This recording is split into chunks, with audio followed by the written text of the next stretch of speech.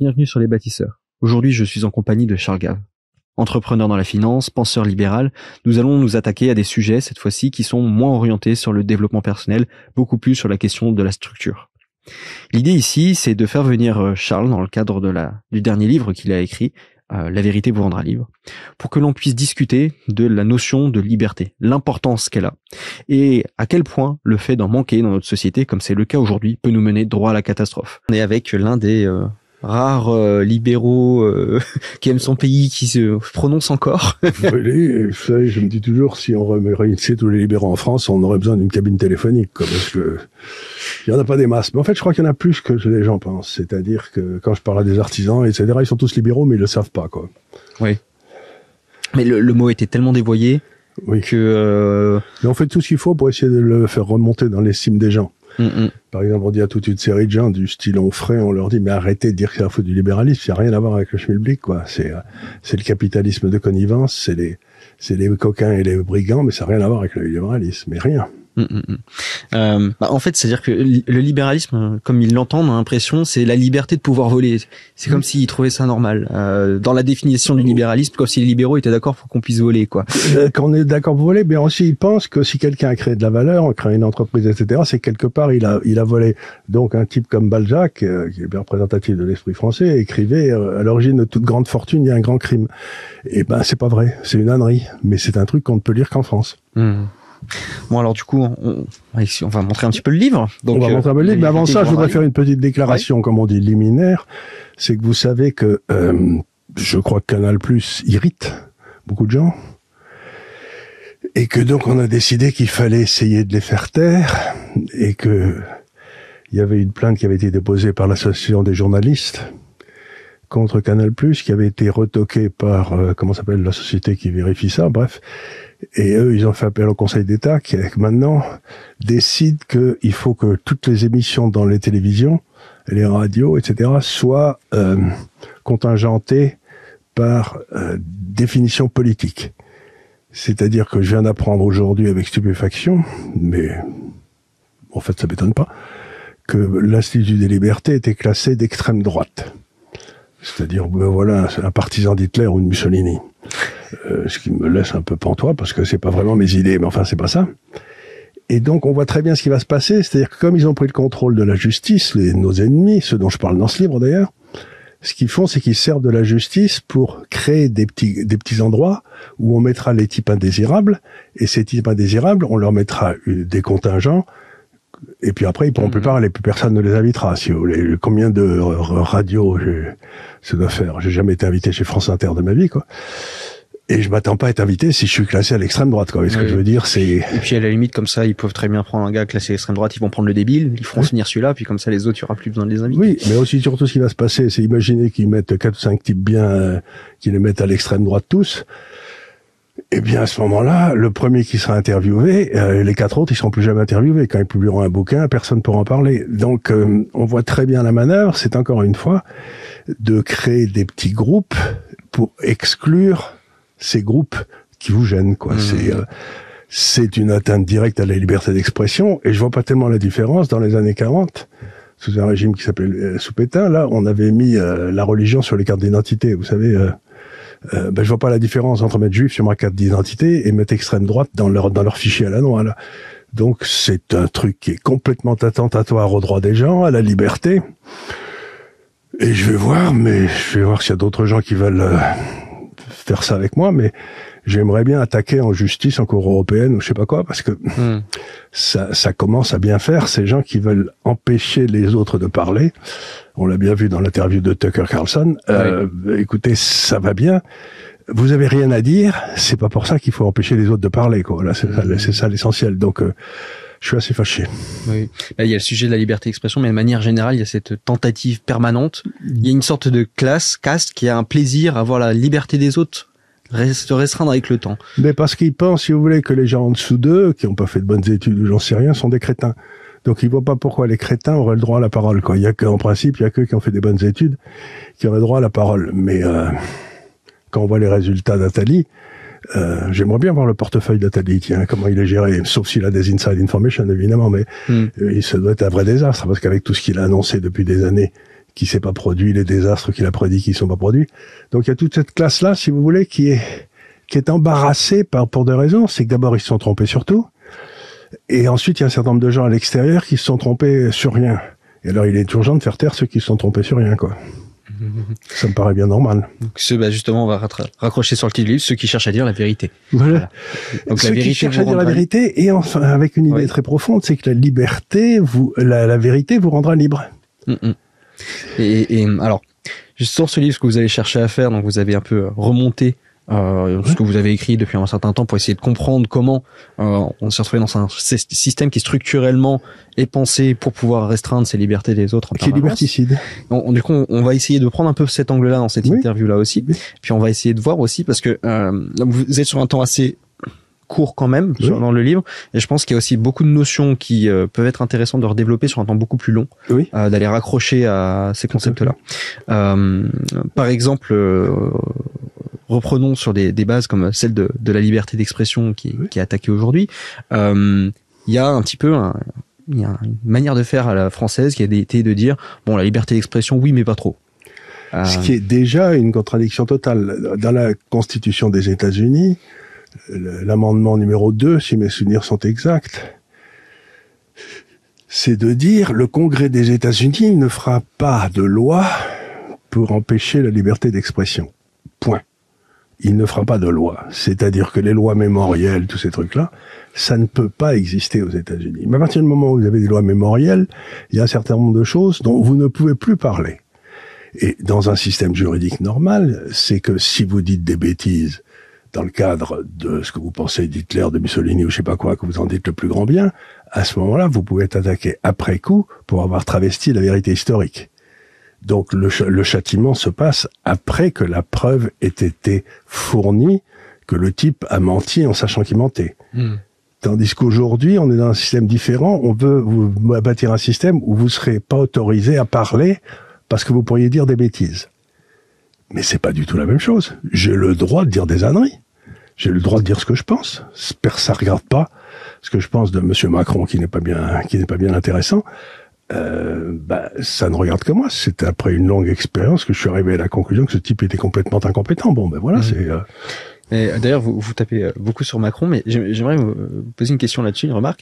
D'un côté, donc vous expliquez qu'il y a une perte de souveraineté quand même colossale, totale de la France, des pays européens de manière générale, donc avec l'Union européenne qui récupère beaucoup de souveraineté, par rapport au fait aussi que, je pense géopolitiquement, les élites sont beaucoup soumises à ce que dictent les Américains, ce genre de choses. Mais d'un côté, est-ce que Macron aurait pu faire autre chose? C'est-à-dire que, alors il se met dans les bottes de tout ça, mais de l'autre, il peut rien faire. Pas en restant dans l'Europe, puisqu'on a, depuis les années de l'or, on a bâti un machin. Si vous voulez, vous avez deux sortes de pouvoir international. Vous avez le pouvoir impérial, vous essayez de projeter un empire, c'est les États-Unis aujourd'hui, quoi. Et vous avez le pouvoir national, vous essayez de défendre et de projeter le pouvoir de votre nation à laquelle vous appartenez.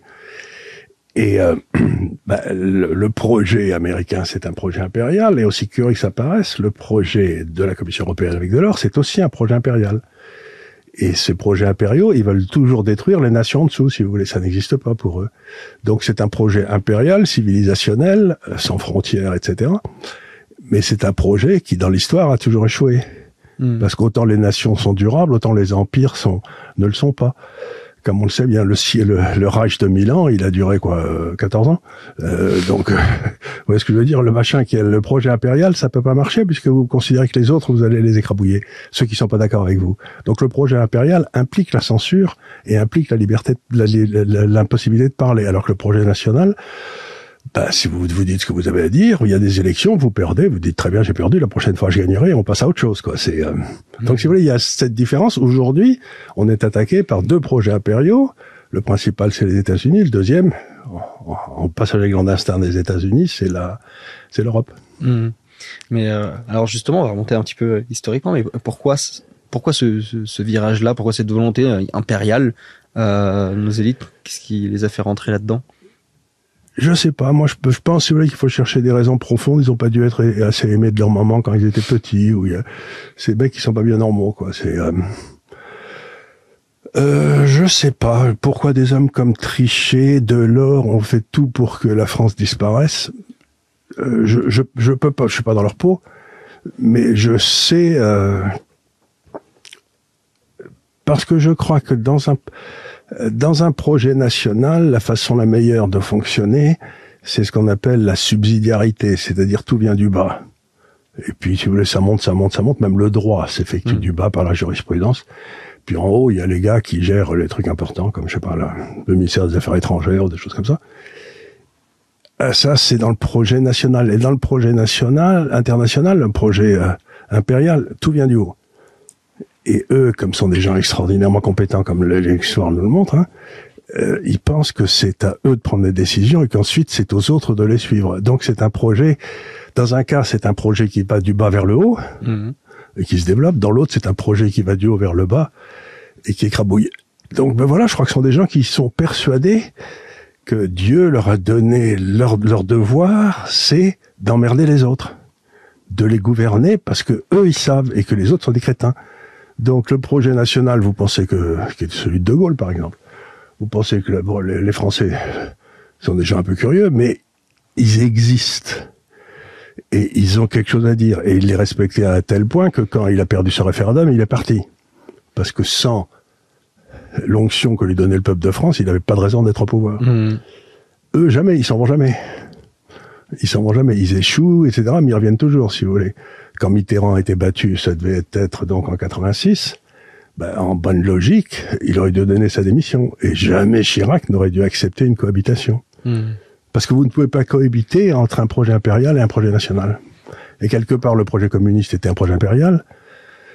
Et aujourd'hui, ça a été remplacé par, je sais pas quoi, une histoire d'hommes augmentés à qui on met des puces dans le cerveau et qui d'un seul coup fait ce qu'on lui dit, quoi. C'est effrayant. Est-ce que les États-Unis, ils ont peut-être été aussi poussés structurellement à se mettre justement à s'occuper du monde, par exemple avec le dollar qui les pousse. Alors ils ont eu ça, mais pendant jusqu'à grosso modo, oui, l'analyse que je fais des États-Unis, c'est qu'il y a deux États-Unis. Il y a les gens qui gèrent les États-Unis depuis la Deuxième Guerre mondiale, qu'est-ce qu'on appelle le complexe militaro-industriel, auquel il faut rajouter maintenant les pharmaceutiques, quoi. C'est ça qui gère les États-Unis. Et puis vous avez le peuple des États-Unis, dont simplement 7% ont des passeports, et que finalement, on n'a rien à foutre de ce qui se passe dans le reste du monde, hein, vous leur demandez, vous savez. J'avais été, mon fils, qui a épousé une Américaine, j'étais aux fiançailles de mon fils au fin fond de l'Oklahoma, et il y a une dame qui est venue me voir, là, et qui m'a dit, c'est vous le père de l'Italien qui vivait à Singapour? Et j'ai dit, non, c'est un Français qui vit à Hong Kong. Mais enfin, vous voyez, pour elle, ça faisait aucune différence, quoi. C'était un Italien qui vit à Singapour ou un Français qui vit à Hong Kong, c'est pareil, quoi. Donc, je veux dire, par là, ils en ont vraiment rien à foutre. Et les premières victimes de ce projet impérial des États-Unis, c'est les citoyens américains de base. Et toute la bagarre de Trump, c'est que lui, il veut reprendre un projet national pour les États-Unis et qu'il est partisan du projet international veulent s'en débarrasser à tout prix, parce que pour eux, il est un danger incroyable, quoi. C'est-à-dire que si Trump l'emportait, on serait sur un projet où les États-Unis s'occuperaient de leurs affaires. Et ils n'iraient plus emmerder tout le monde autour. Ils n'iraient plus emmerder tout le monde, mais surtout, ce que ça veut dire aussi, il a d'ailleurs dit il y a quelques jours, je vois pas pourquoi je devrais dépenser une fortune pour protéger l'Europe, quoi. Donc il est en train de dire aux Européens, si vous avez besoin d'être protégés, vous payez une armée, quoi. Et comme on en est bien incapable, puisqu'on n'a plus d'enfants et qu'on n'a plus d'argent, c'est quand même les deux critères pour avoir une armée, hein. Il faut des jeunes, plutôt des mâles d'ailleurs. Je sais bien que les hommes et les femmes c'est pareil aujourd'hui, mais enfin quand il faut porter 40 kilos sur le dos et courir pendant la nuit, pendant 12 heures de suite, vous savez, je veux pas jouer l'OSS 117, là. Vous reviendrez on en reparlera quand il faudra porter quelque chose de lourd, mais c'est un peu ça, quoi, l'armée, hein. Parfois il faut porter des trucs lourds. Et donc vous vous retrouvez avec, on peut plus faire ça, donc ça veut dire que, comme le disent les Finlandais, il y a toujours une armée dans un pays. Si c'est pas l'armée du pays, c'est l'armée du pays d'à côté, hein. C'est connu, c'est une des blagues, mais parce que les Finlandais, ils avaient d'un côté les Suédois et de l'autre côté les Russes, donc ils ont douillé, hein. Eh bien donc, si vous voulez, si on n'a plus l'armée américaine, qui est l'armée du pays d'à côté, qui s'en va, parce qu'ils en peuvent plus le payer, quoi, ils ont plus d'argent, ce qui est la réalité, quelle va être l'armée européenne qui va dominer? On a le choix qu'entre deux, hein, l'armée turque et l'armée russe. Donc le choix que vont devoir faire les hommes politiques dans les 20 ans qui viennent en France, c'est l'armée turque ou l'armée russe. Sauf si la France se réveille, et on est à peu près les seuls à avoir encore une armée, et on essaye de se mettre d'accord, par exemple l'Italie, l'Espagne, la Grèce, pour créer une armée européenne centrée autour de l'armée française, quoi, qui contrôlera la Méditerranée. Ça, c'est faisable. Mais c'est un projet national. Oui. C'est un projet entre nations qui s'entendent pour un projet collectif. Pour un projet collectif, et par exemple, entre la marine italienne et la marine française et la marine grecque, on devrait pouvoir empêcher les bateaux d'arriver sur nos côtes, quoi. Pas difficile de raccompagner les bateaux dans les ports en Libye, et puis une fois qu'on a fait débarquer tout le monde, de le couler, quoi. Ça devrait être à la portée d'un marin normal. Et par rapport à cette classe américaine, ce deep state, comment il a réussi à capter petit à petit? Parce qu'il fallait qu'il y ait une classe extraordinairement puissante, vicieuse, avec des moyens énormes pour se débarrasser du danger communiste. D'accord. Et donc, ils avaient créé un groupe qui était à peu près aussi vicieux que les communistes pour se battre contre les communistes, parce qu'on se bat pas innocemment contre des gens comme ça. Et ce qui s'est passé, c'est quand les communistes sont tombés, ils sont restés, et normalement, un homme politique normal aurait dû tous les virer, par exemple, dissoudre l'OTAN. Ça aurait été une très bonne chose. Mais c'est pas ce qui s'est passé. Au contraire, ils ont tout pris et ils ont fait monter leurs hommes politiques. Si vous voulez, les Clinton, les Obama, tout ça, c'était des créatures de ça. Et l'énorme épine dans le pied, c'est Trump, quoi, parce que depuis qu'il est arrivé, ils peuvent plus manœuvrer tranquillement. Le président des États-Unis n'était jamais élu. Il était désigné par cette classe. On en désignait 2. Et on disait aux gens, vous allez voter pour celui-là. Et ils étaient assez bêtes pour le faire, quoi. Vous voyez, donc on faisait un petit peu comme entre la gauche et la droite en France, entre Fabius et Juppé. Vous savez, regardez comme ils sont différents, quoi. Pas vraiment, non. Donc, vous ameniez toujours les mêmes, et c'était toujours la même politique, comme on a en Europe. Et donc il y avait une structure de pouvoir qui était profondément dangereuse aux États-Unis quand d'accord. Quand le mur de Berlin est tombé. Ça fait un peu penser à Locke qui disait qu'il faut contrôler ce monstre qu'est l'État, mais c'est un petit peu la même logique. C'est-à-dire, on a créé un monstre. On a créé un monstre, mais là, on l'a créé, il est resté, et il a eu cette énorme astuce de ne pas se montrer. Si vous voulez, c'est que quand le mur de Berlin est tombé, toutes ces structures de pouvoir sont restées en place. Ils n'ont pas bougé pendant quelque temps. Puis ensuite, ils ont commencé à réattaquer à droite et à gauche pour recréer les conditions du conflit, parce que ces gens-là ne peuvent pas vivre s'il n'y a pas une guerre. D'accord. Oui, d'ailleurs, ça pose une question sur, justement, vous pourrez répondre sur la question libérale là-dessus. C'est qu'il y a des comment dire, des environnements où on peut se dire qu'il y a un intérêt mauvais pour gagner de l'argent à faire, par exemple, l'industrie militaire a un intérêt à la guerre. L'industrie pharmaceutique a un intérêt à la maladie. Oui. Donc, ou à la Sécu. Oui. Ou à la Sécu, que les machins soient remboursés. Voilà. Et donc, là, on peut poser la question sur le marché libre, on peut se poser la question en se disant, est-ce que là, le libéralisme ne fait pas une catastrophe? C'est pas du libéralisme, ça, si vous voulez, c'est qu'il y a des gens qui ont pris le pouvoir politique et qui répondent plus à aucun des critères de Locke. C'est-à-dire on n'est pas égal devant la loi, comme je le vois très bien en ce moment, puisqu'on m'a classé à l'extrême droite, j'ai rien demandé à personne, moi.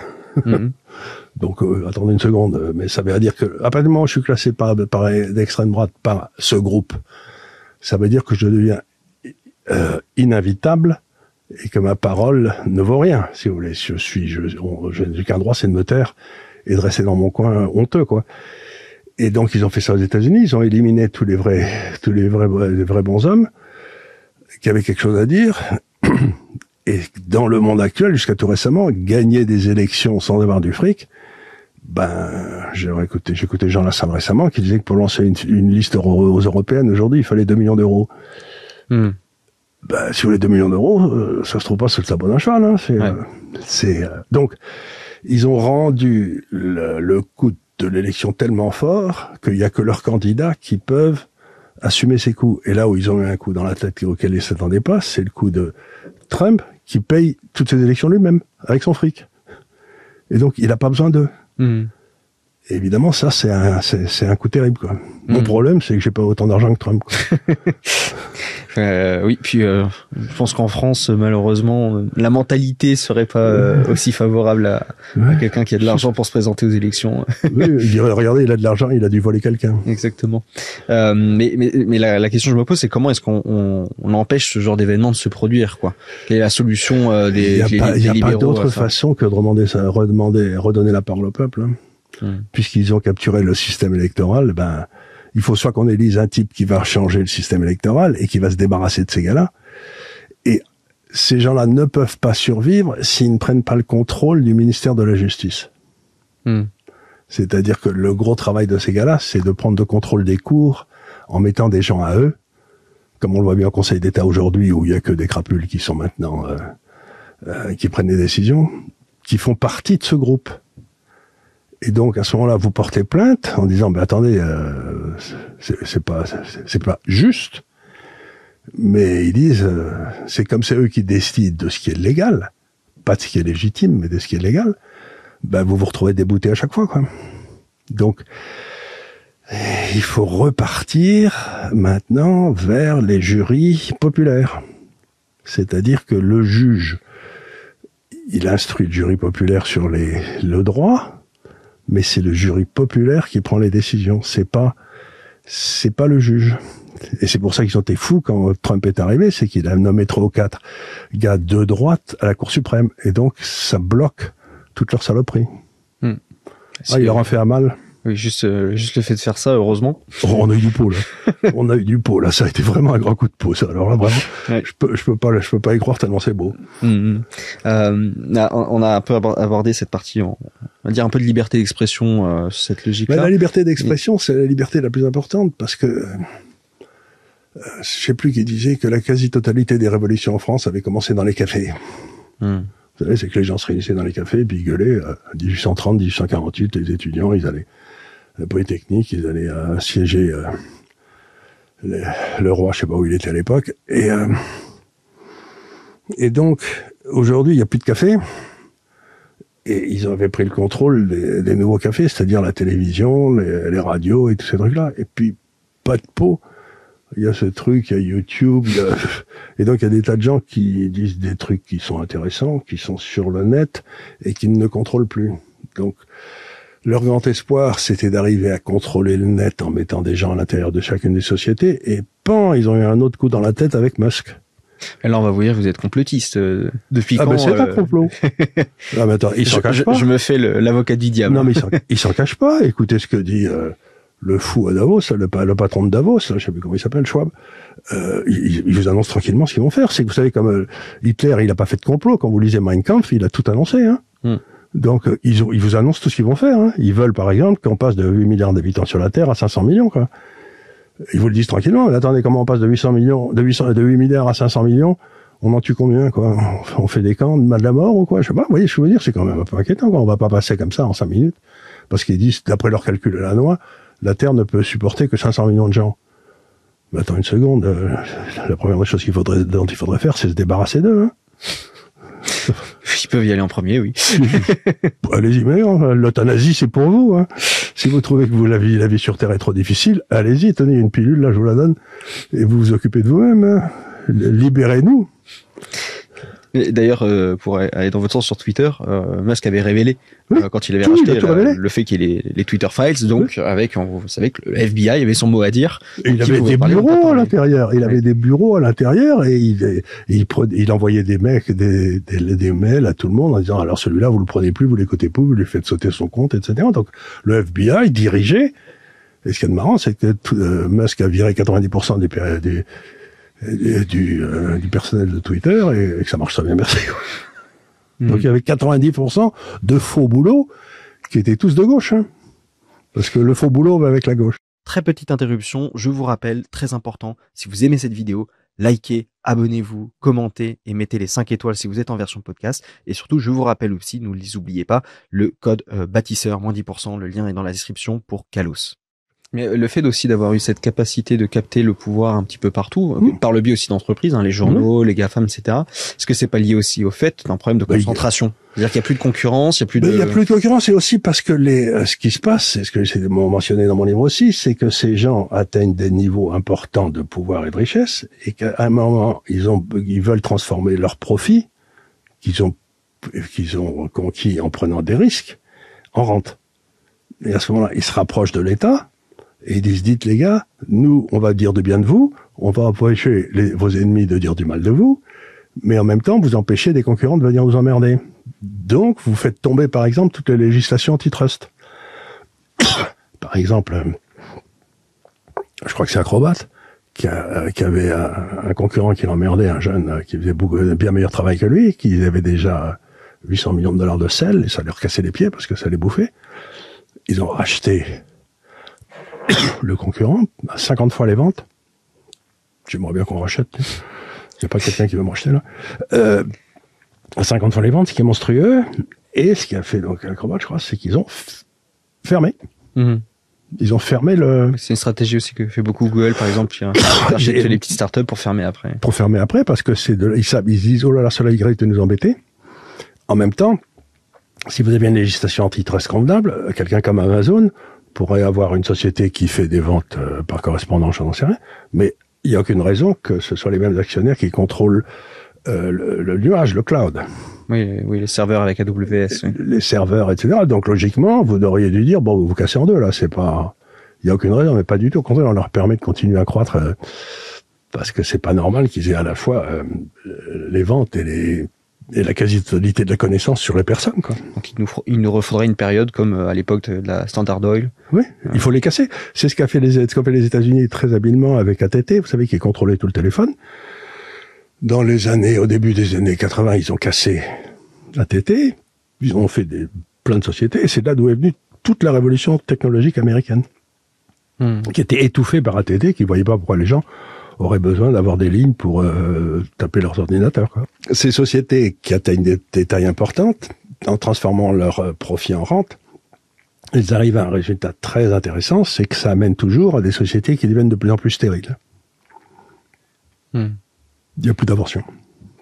Et ça l'est d'autant plus peut-être aujourd'hui, surtout par exemple en France, où il n'y a pas de vraie liberté de l'utilisation de son argent et du capital. Non. Ça, je pense que c'est un défaut peut-être vous pourriez développer, sur lequel beaucoup de Français ne comprennent pas, j'ai l'impression, c'est le fait de prendre de l'argent à quelqu'un pour le redonner à quelqu'un d'autre, ailleurs, à quoi que ce soit, enlève le droit de cette personne de jouir de son argent comme il l'entendait à la base. À la base, et surtout il y a quelque chose de très important, c'est qu'il faut bien comprendre d'où vient le miracle du capitalisme. Il y a toujours eu les gens qui ont épargné pour leur vieillesse. Bon, donc en général, ce qu'ils épargnaient pour leur vieillesse, ils le mettaient en or tranquille. Puis quand ils avaient les 10 ou 15 dernières années, ils ne pouvaient plus travailler, ils utilisaient leur épargne parcimonieusement pour aller faire leur marché tous les jours, quoi. Ce que je veux dire, c'était bon. Et justement à l'époque de Locke et après Locke, avec la libération du droit de propriété sur le capital, ce qui s'est passé, c'est que vous avez toute une série de gens qui ont dit aux gars qui avaient épargné pour leur vieillesse, dites les gars, vous me confiez votre capital, je vais créer des entreprises et je vous paierai en dividendes plus que vous n'avez... vous n'aurez à la fin de votre vie. Vous voyez ce que je veux dire? C'est-à-dire que vous avez eu d'un seul coup un acte de transformation d'une épargne improductive en une épargne productive. Et au milieu, vous avez un système financier dont le boulot est de transformer cette épargne non productive en épargne productive. Et ça marche très bien, à condition que les prix de l'argent soient les bons. Si vous mettez un prix de l'argent qui est faux, comme des taux d'intérêt à zéro, à ce moment-là, ça marche plus. Parce que ce que font les gens qui sont dans le système de transmission au milieu, là, si vous leur prêtez de l'argent à zéro, s'ils peuvent emprunter à zéro à la banque centrale ou pas payer les épargnants, là, ils vont emprunter aux épargnants, puis ils vont aller acheter des sociétés existantes qui rapporteront du 5%. S'ils empruntent à 1%, ils vont prendre du levier. Donc le cours des actions va monter, mais la quantité de capital disponible pour créer de la richesse et de la productivité n'augmente plus. Et donc les taux d'intérêt bas, ça enrichit la sphère financière, et ça appauvrit les épargnants, et ça stérilise les entrepreneurs. Donc c'est une saloperie incroyable.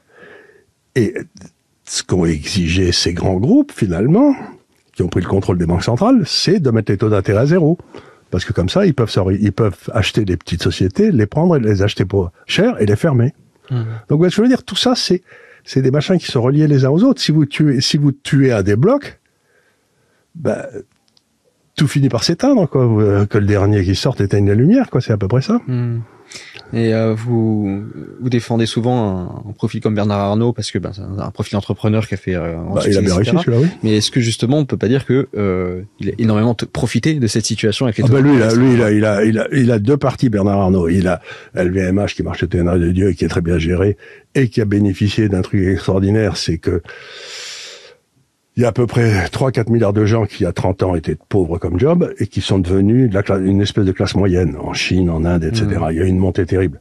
Et ces gens-là, ils avaient même pas l'idée de s'acheter un sac Vuitton il y a 40 ans, parce qu'ils savaient même pas ce que c'était, quoi. Donc, mais maintenant, il y en a, la partie la plus riche peut s'acheter des sacs Vuitton, etc. Donc, quand vous avez une hausse profonde de la rentabilité, du niveau de vie sur 4 milliards d'êtres humains, la partie du luxe se développe de façon absolument normale parce que c'est en code de distribution, si vous voulez. Donc ça se développe de façon extraordinaire. Donc là, son business model, plus il y a des gens qui sont riches, plus il y a de l'argent, plus lui, il en a encore plus. Plus lui en a encore plus, de façon exponentielle. Donc ça, c'était très bien vu. Et puis si vous lui collez des taux d'intérêt à zéro, avec son cash, il va acheter les Champs-Élysées. Mais ça n'a rien à voir avec son business, ça. Si les taux d'intérêt étaient à 5 ou à 6 où ils devraient être, il achèterait pas les Champs-Élysées.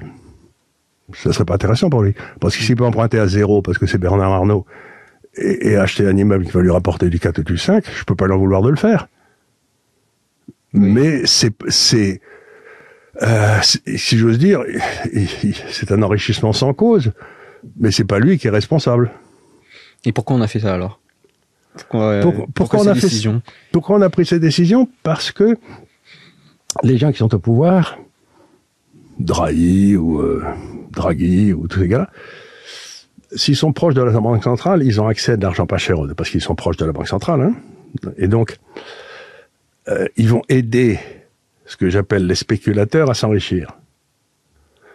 Et les spéculateurs, ils ont été dans la même école qu'eux, ils ont été dans la même université, ils ont épousé leur fille, vous voyez ce que je veux dire, c'est un tout petit monde. Alors que les entrepreneurs, ils sont des pieds, ils les connaissent pas, quoi. C'est un peu comme les paysans, quoi. Ça n'a aucun intérêt, ces gars-là. Donc la seule façon pour que les entrepreneurs aient le pognon, c'est que les spéculateurs ne puissent pas jouer sur la différence entre la rentabilité des affaires existantes et le taux d'intérêt. Si la rentabilité des affaires existantes est à 4 et que les taux d'intérêt sont à 1, c'est un permis de tuer que vous donnez au type. Parce qu'ils s'endetteront comme des fous, ils vireront la moitié du personnel, ils rembourseront ou pas la dette, et ils s'en mettront plein les fouilles. Ce que je veux dire, c'est... Mais par contre, si les taux d'intérêt sont à 4,5, ils peuvent pas leur emprunter pour acheter à 4, parce que là, ils vont perdre. Donc la seule façon, c'est que les taux d'intérêt soient un prix de marché. Et ça fait depuis que l'euro existe, on n'a plus de prix de marché des taux d'intérêt. Donc c'était un projet politique qui visait à enrichir les riches et appauvrir les pauvres. Ça marche très bien d'ailleurs. Donc on a créé un modèle où il était plus intéressant financièrement de ne prendre aucun risque. Oui, c'est ça, de spéculer sur des actifs existants en profitant du bas coût de l'argent. Oui, c'est exactement ça. Ce qui est philosophiquement complètement inversé à ce que... C'est le contraire de Locke. Oui. C'est exactement le contraire de Locke. C'est-à-dire qu'on a permis à toute une classe de spolier les gens de leurs droits de propriété en donnant un faux prix à la monnaie. Donc, on a organisé un vol légal. Et qui ça profite, pour reprendre votre question, aux voleurs. Vous croyez pas? Si, tout à fait. Et ce phénomène a eu lieu dans tout l'Occident. Dans tout l'Occident. Vous mettriez le marqueur quand sur le moment où il y a eu cette bascule? Ça s'est passé pendant les années Clinton. Et ça s'est passé quand est arrivé aux commandes des États-Unis un homme qui s'appelait Bernanke, qui était le chairman de la Fed. Et lui, j'ai jamais compris s'il était juste crétin ou s'il faisait partie de cette congrégation. Je crois qu'il était juste crétin. D'accord. Enfin, il a eu le prix Nobel d'économie, ce qui me rassure quand même. Parce qu'il avait déjà ruiné le Japon avant. C'est lui qui avait ruiné le Japon. Après avoir ruiné le Japon, il a ruiné les États-Unis. Puis maintenant, il ruine la Terre entière. Enfin, le monde développé, quoi. Et justement, dans le temps que vous parlez du Japon, ça c'est intéressant. on a tendance, en tout cas par exemple avec la démographie qui a un problème structurel de fond qu'on a tous, à avoir une sorte de décalage avec le Japon d'à peu près 20 ans. Oui. Mais est-ce que ça aurait pu être évitable si la situation économique du Japon Ils vont bien les Japonais. Moi, ce que je me tue à dire aux gens, c'est que vous prenez le PIB par habitant au Japon, il est monté beaucoup plus qu'en France. C'est-à-dire que les Japonais, d'accord, ils claquent. Il y en a moins qu'avant.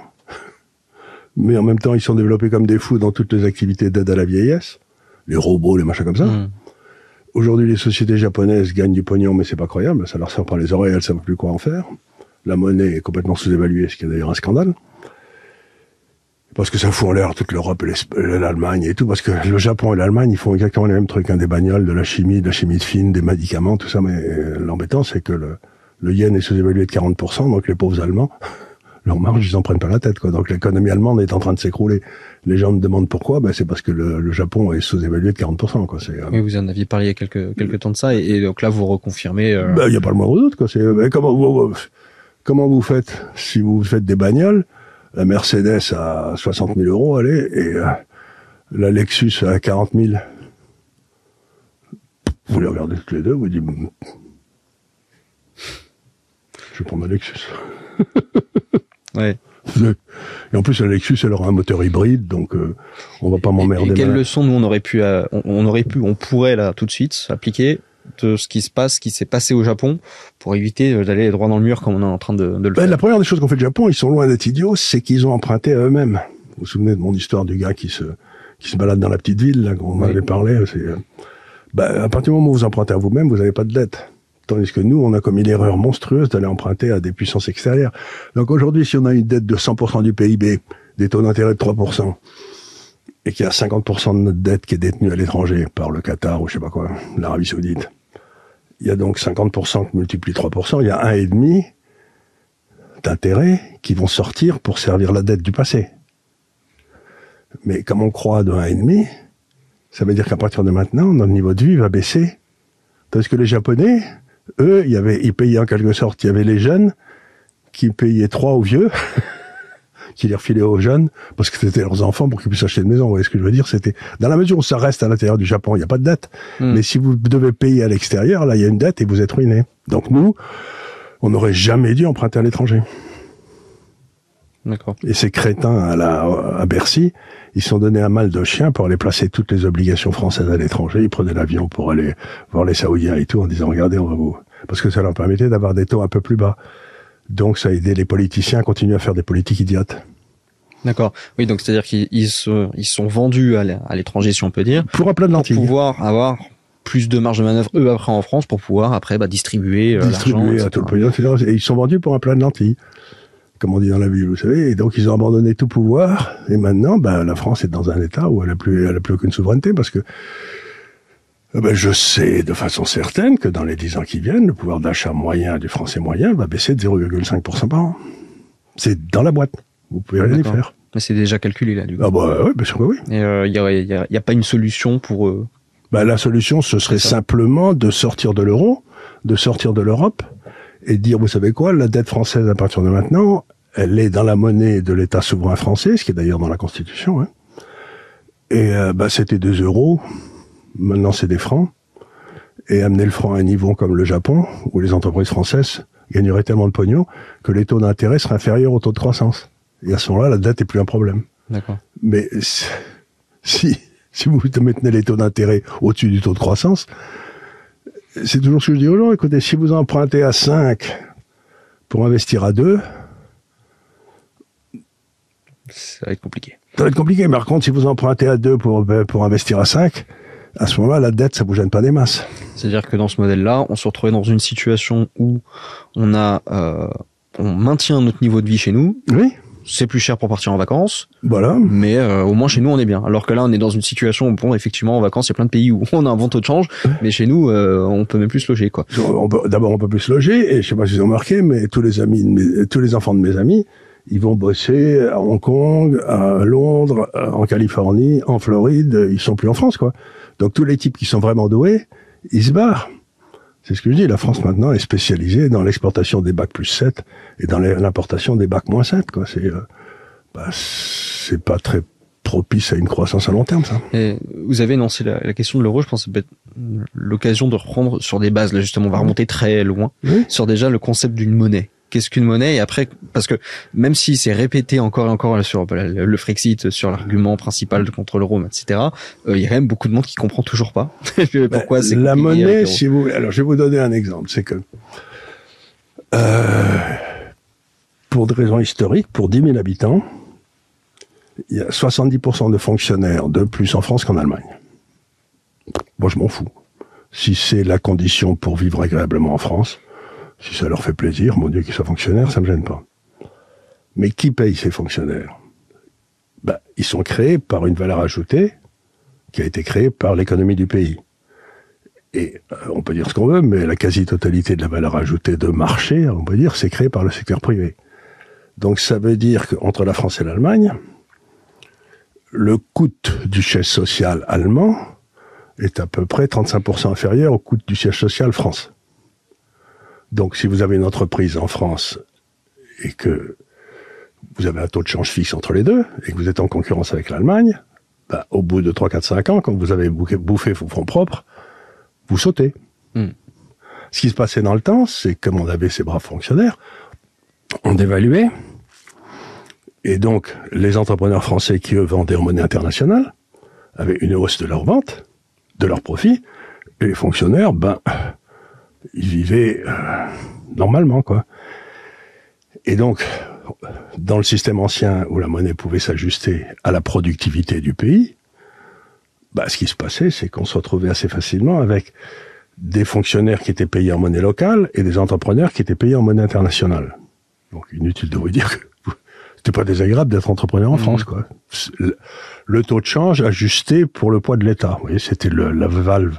Mais si vous bloquez le taux de change, si maintenant vous pouvez plus faire ça, la valeur d'ajustement, ça devient les profits des sociétés.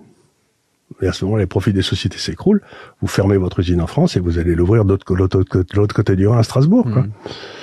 Et donc, j'avais écrit en 2001, ça va faire trop de maisons en Espagne, trop de fonctionnaires en France et trop d'usines en Allemagne. C'était pas mal vu, hein. C'est exactement ce qui s'est passé. Mais, quand il aurait dû sauter en 2012, on a décidé, quand l'euro, il y a eu la crise de l'euro, on a décidé qu'il fallait sauver l'euro à tout prix. Donc, on a sacrifié l'outil d'épargne des Allemands, qui était le marché obligataire allemand. Et maintenant, les fonds de pension en Allemagne sont tous ruinés dans un pays où tout le monde devient vieux.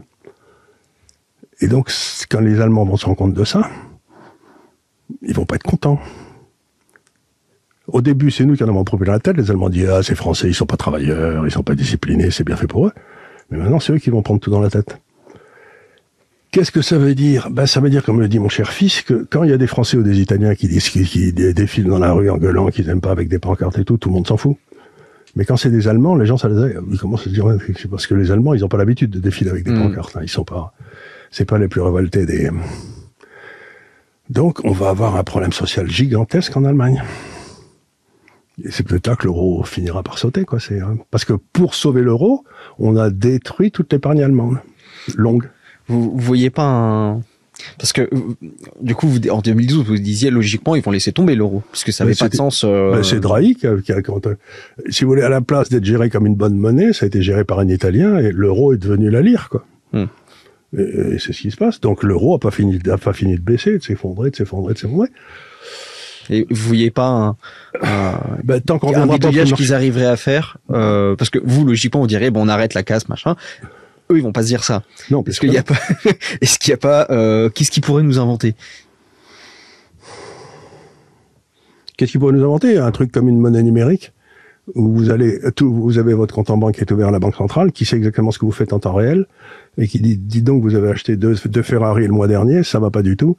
On va vous bloquer votre compte parce que vous foutez la balance commerciale en l'air. C'est-à-dire qu'à partir du moment où la banque centrale peut vérifier ce que fait chaque individu dans son compte, elle va vous dire, écoutez, ça, vous avez pas vraiment le droit de le faire. Vous savez, c'est comme les vaches qui pètent, quoi. On va vérifier ça. Donc vous avez pété, donc vous avez fait du CO2, donc on va vous empêcher de consommer des faillots, quoi. En fait, leur réflexe, moins ça marche, plus leur réflexe, c'est le contrôle. Et moins ça marche dans la monnaie, plus ils vont essayer de contrôler la monnaie à la source même, c'est-à-dire à l'intérieur même de la banque centrale. Parce que le contrôler en bas, si vous voulez, quand vous avez le cash et tout, ce que ça implique aussi, c'est la disparition du cash. Ils vont essayer de nous faire une société où il n'y aura pas de cash. On y va tout droit, quoi. Mais c'est pour ça que le Bitcoin, d'ailleurs, il y a des gens qui se précipitent dans le Bitcoin. Je peux pas leur en vouloir. Hein. Ça me paraît pas plus con qu'autre chose. Il y a des pays où ça sera peut-être plus dur que d'autres. Oui. Je vois mal l'Italie du Sud réussir à fonctionner sans cash. D'ailleurs, madame la première ministre, là, elle a décidé que de rendre la possibilité aux gens d'utiliser le cash, quoi. Oui. Donc là, elle s'attaque, à mon avis, elle va avoir des ennuis, cette dame. Moi, je pense que les Italiens, justement, je pense ils n'ont vraiment. On parle de la France qui a perdu toutes ses souverainetés, etc. Il y a beaucoup de critiques sur le fait que Mélanie soit vendue aussi. Pas tant que ça. Pas tant que ça, mais en fait, elle peut pas faire autrement. Elle fait ce qu'on l'oblige à faire, mais dès qu'elle peut, elle va vers une solution comme par exemple de permettre une plus grande utilisation du cash. Oui. Ce qui les emmerde à un point incroyable parce qu'ils veulent exactement le contraire. Parce que moi, vivant en Italie, je vois ça justement, c'est-à-dire, ils ont littéralement aucune marge de manœuvre, les Italiens. C'est-à-dire que, on parlait de l'armée du pays d'à côté. Bon, eux, leur armée, c'est les États-Unis. Le contrôle de la Méditerranée, c'est les Américains. Oui. Là, économiquement, ils ont les 250 milliards de l'Europe et ils ne vivent que là-dessus pour le moment, donc ils peuvent pas faire autrement. Mais par exemple, c'est vrai qu'économiquement, par contre, il y a une tentative de d'abord sauver économiquement l'Italie avant de faire autre chose, j'ai l'impression. Voilà, pour l'instant, ce qui se passe, c'est qu'on voit très bien, c'est que les États-Unis, l'Italie, qui était en compte courant déficitaire, c'est-à-dire en balance commerciale déficitaire il y a une dizaine d'années, maintenant des excédents de 2 ou 3% du PIB. Donc et si vous regardez leur déficit budgétaire, ils ont ce qu'on appelle un excédent primaire, c'est-à-dire hors taux d'intérêt, ils couvrent leurs frais. C'est-à-dire et une grosse partie de la dette italienne est détenue par des Italiens. 70% ou 80%. Donc, l'Italie est dans une bien meilleure position que la France. Il n'y a pas le moindre doute.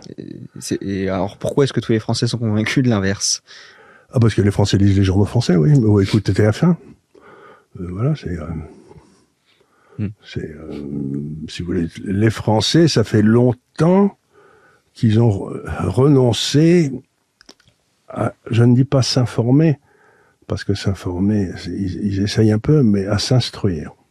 C'est-à-dire que les Français ont pris le parti de la facilité, c'est-à-dire de ne pas travailler par eux-mêmes pour essayer de comprendre. Et donc, on se retrouve qu'avec des gars qui, dans le fond, lisent Le Point, pendant le week-end, et le Canard enchaîné le mercredi pour se défouler, ou le jeudi. Et l'un et l'autre ne sont pas des sources d'instruction, ce sont des sources de bourrage de crâne. Il y a eu quelque chose de peut-être vicieux aussi qui s'est passé. Par exemple, quand on regarde, par exemple, Le Monde, ils ont cet art de bien faire leur boulot 70-80% du temps, mais les 20-30% ils le font mal. On sent qu'ils ont c'est vraiment volontaire, quoi. Mais c'est-à-dire que ils veulent garder une certaine crédibilité, et donc quand il n'y a pas d'enjeu, ils disent des choses sérieuses, et puis quand il y a un enjeu, ils mettent une saloperie en fonction de leurs objectifs réels. Et donc, comme 80% du temps, vous vous dites, oui, je suis d'accord avec eux. Si par hasard vous connaissez pas grand-chose sur les 20%, vous accepterez leur bêtise. Mais si vous connaissez quelque chose sur les 20%, vous dites, je vais prendre une fourche et je vais aller m'occuper des journalistes du monde, quoi. Le dernier exemple, moi, qui m'était venu en tête, c'était celui avec l'histoire de la liste d'Epstein. Oui. Et où il y avait, le titre de Le Monde, d'ailleurs, ils l'ont changé après. C'est vicieux, ils le changent après coup, souvent. Le titre, c'était liste d'Epstein, les deux anciens présidents dans la liste, nommés dans les listes, c'était Clinton et Trump. Trump, il n'y a jamais été. Et après, donc moi, je télécharge le document, puis je regarde, et puis je fais une recherche, je tape Trump, je regarde, il sort 4 fois. Sur les 4 fois, il sort une fois parce qu'il y a quelqu'un qui a été à son casino. Bon, le casino s'appelle Trump, voilà.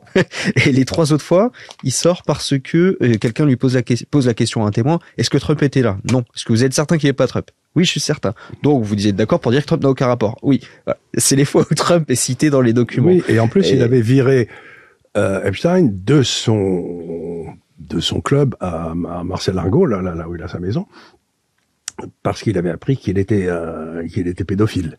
Donc il l'a viré 20 ans avant, il l'a viré en disant vous ne remettrez plus jamais le pied ici. Enfin, il l'a viré à grands coups de pied dans les fesses, quoi. Ben voilà quoi. Donc et après ça, on nous explique qu'il y a eu des relations entre Trump et Epstein. Mais en réalité, Trump avait viré Epstein quoi. C'était ça la relation. C'était parce que Trump, j'ai jamais entendu dire qu'il était pédophile. Il m'est arrivé d'entendre dire qu'il aimait les femmes, mais ça c'est autre chose. Oui. On peut pas lui en vouloir. Ça, on peut pas lui en vouloir, non. Ça me paraît normal. Enfin, attendez, je viens de dire une connerie. Enfin, dans le temps, c'était normal, voilà. Dans le gouvernement actuel, je sais pas. Est-ce que vous... Ça me fait penser à quelque chose, ce que vous venez de dire sur la petite blague là. Est-ce qu'on peut pas aussi se dire que tout ce qui est avec... mis comme sur le dos du libéralisme, encore une fois, le wokisme, etc., tout est mis, l'abandon, le libéralisme. Est-ce que c'est pas là aussi de l'influence vicieuse qu'il y a derrière de certains lobbies qui ont beaucoup d'intérêt à ce que certains de ces concepts sortent? On a l'exemple, j'aime bien l'exemple par exemple du tabac. On dit, c'est évident pour tout le monde que l'industrie aujourd'hui du tabac a fait des belles saloperies avant pour pouvoir continuer à vendre leurs produits. Tout le monde le sait, mais surtout, ce que je pense que les gens se disent peut-être pas, c'est qu'à l'époque c'était bien de fumer. C'est quelque chose de plutôt positif. Attendez, voilà. J'ai fait mon service militaire, on me filait 2 paquets par jour. Exactement. Donc ce que je veux dire par là, c'est peut-être que les salopards, faut peut-être regarder les endroits où on dit que c'est bien d'être. Donc moralement, aujourd'hui, c'est bien d'être écolo. C'était viril de fumer. Et une femme qui voulait affirmer son indépendance, fumait. On voit la pub des années 40 et 50, les femmes qui prétendaient être libres et tout, elles avaient une clope à la bouche, quoi. C'était, donc, pendant longtemps, ça a été un signe d'indépendance d'esprit. Et est-ce qu'aujourd'hui, on pourrait pas se dire que ces mécanismes qui ont été exploités à cette époque-là, par ces industries-là, sont pas les mêmes que ceux qui sont exploités, par exemple, par tout ce qui est énergie renouvelable, toutes ces choses-là. Tout ça, c'est l'idée, c'était capturer la puissance de l'État pour permettre aux riches de forcer les pauvres à acheter des choses qu'ils n'achèteraient pas si l'État était pas en train de les forcer. Donc, si vous voulez, je connais assez peu de gars qui mettraient des éoliennes dans leur garage ou dans leur jardin, si on leur donnait pas 6 000 € par mois ensuite pour l'éolienne, etc. Et on sait que c'est une saloperie. Et ensuite, on dit pas aux paysans que c'est lui qui va devoir les payer quand il va falloir démonter et que ça lui coûtera beaucoup plus que les 6 000 € qu'il a touchés par mois. Donc, il y a une espèce... c'est le dernier papier que j'ai écrit, c'était là-dessus, c'était justement sur le sentiment d'irréalité. C'est-à-dire qu'il y a tous ces gens qui sont au pouvoir qui bâtissent un monde qui est complètement irréel, qui n'a plus rien à voir avec la réalité, et qui vous force à agir, d'après la loi, en fonction de l'idée qu'ils vous présentent de la réalité. Mais vous devenez enragé parce que vous dites, mais attendez une seconde, moi je sais pas, j'ai vu par exemple les programmes pour l'éducation nationale, 30-40% du temps, il fallait le consacrer à aider les enfants à bien s'entendre les uns avec les autres. Je sais pas comment ils appellent ça, des cours de... Je sais plus comment ils appellent le mot. Enfin, c'était un nom savant pour expliquer qu'il fallait apprendre aux enfants à pas se taper dessus.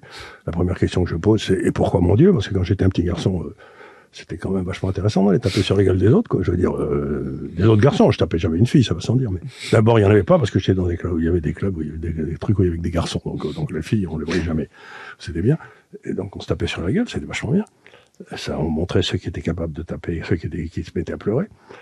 Et puis ensuite, si vous voulez, le but de l'éducation, c'est pas d'apprendre à être sympathique avec les copains, c'est beaucoup plus d'apprendre à lire, à écrire, à compter, quoi. Donc vous avez des gars qui sont très ouverts au monde extérieur, qui arrivent en université à 18 ans et qui savent ni lire, ni écrire, ni compter. Vous dites, on a loupé une marche quelque part, quoi. C'est-à-dire que le but de l'éducation, ce qu'on appelle l'instruction publique sous la Troisième République, c'était de prendre des gars du peuple qui étaient particulièrement doués et d'en faire un président de la République ou un Camus. Vous voyez ce que je veux dire? C'était ça le but. Et maintenant, quel est le but?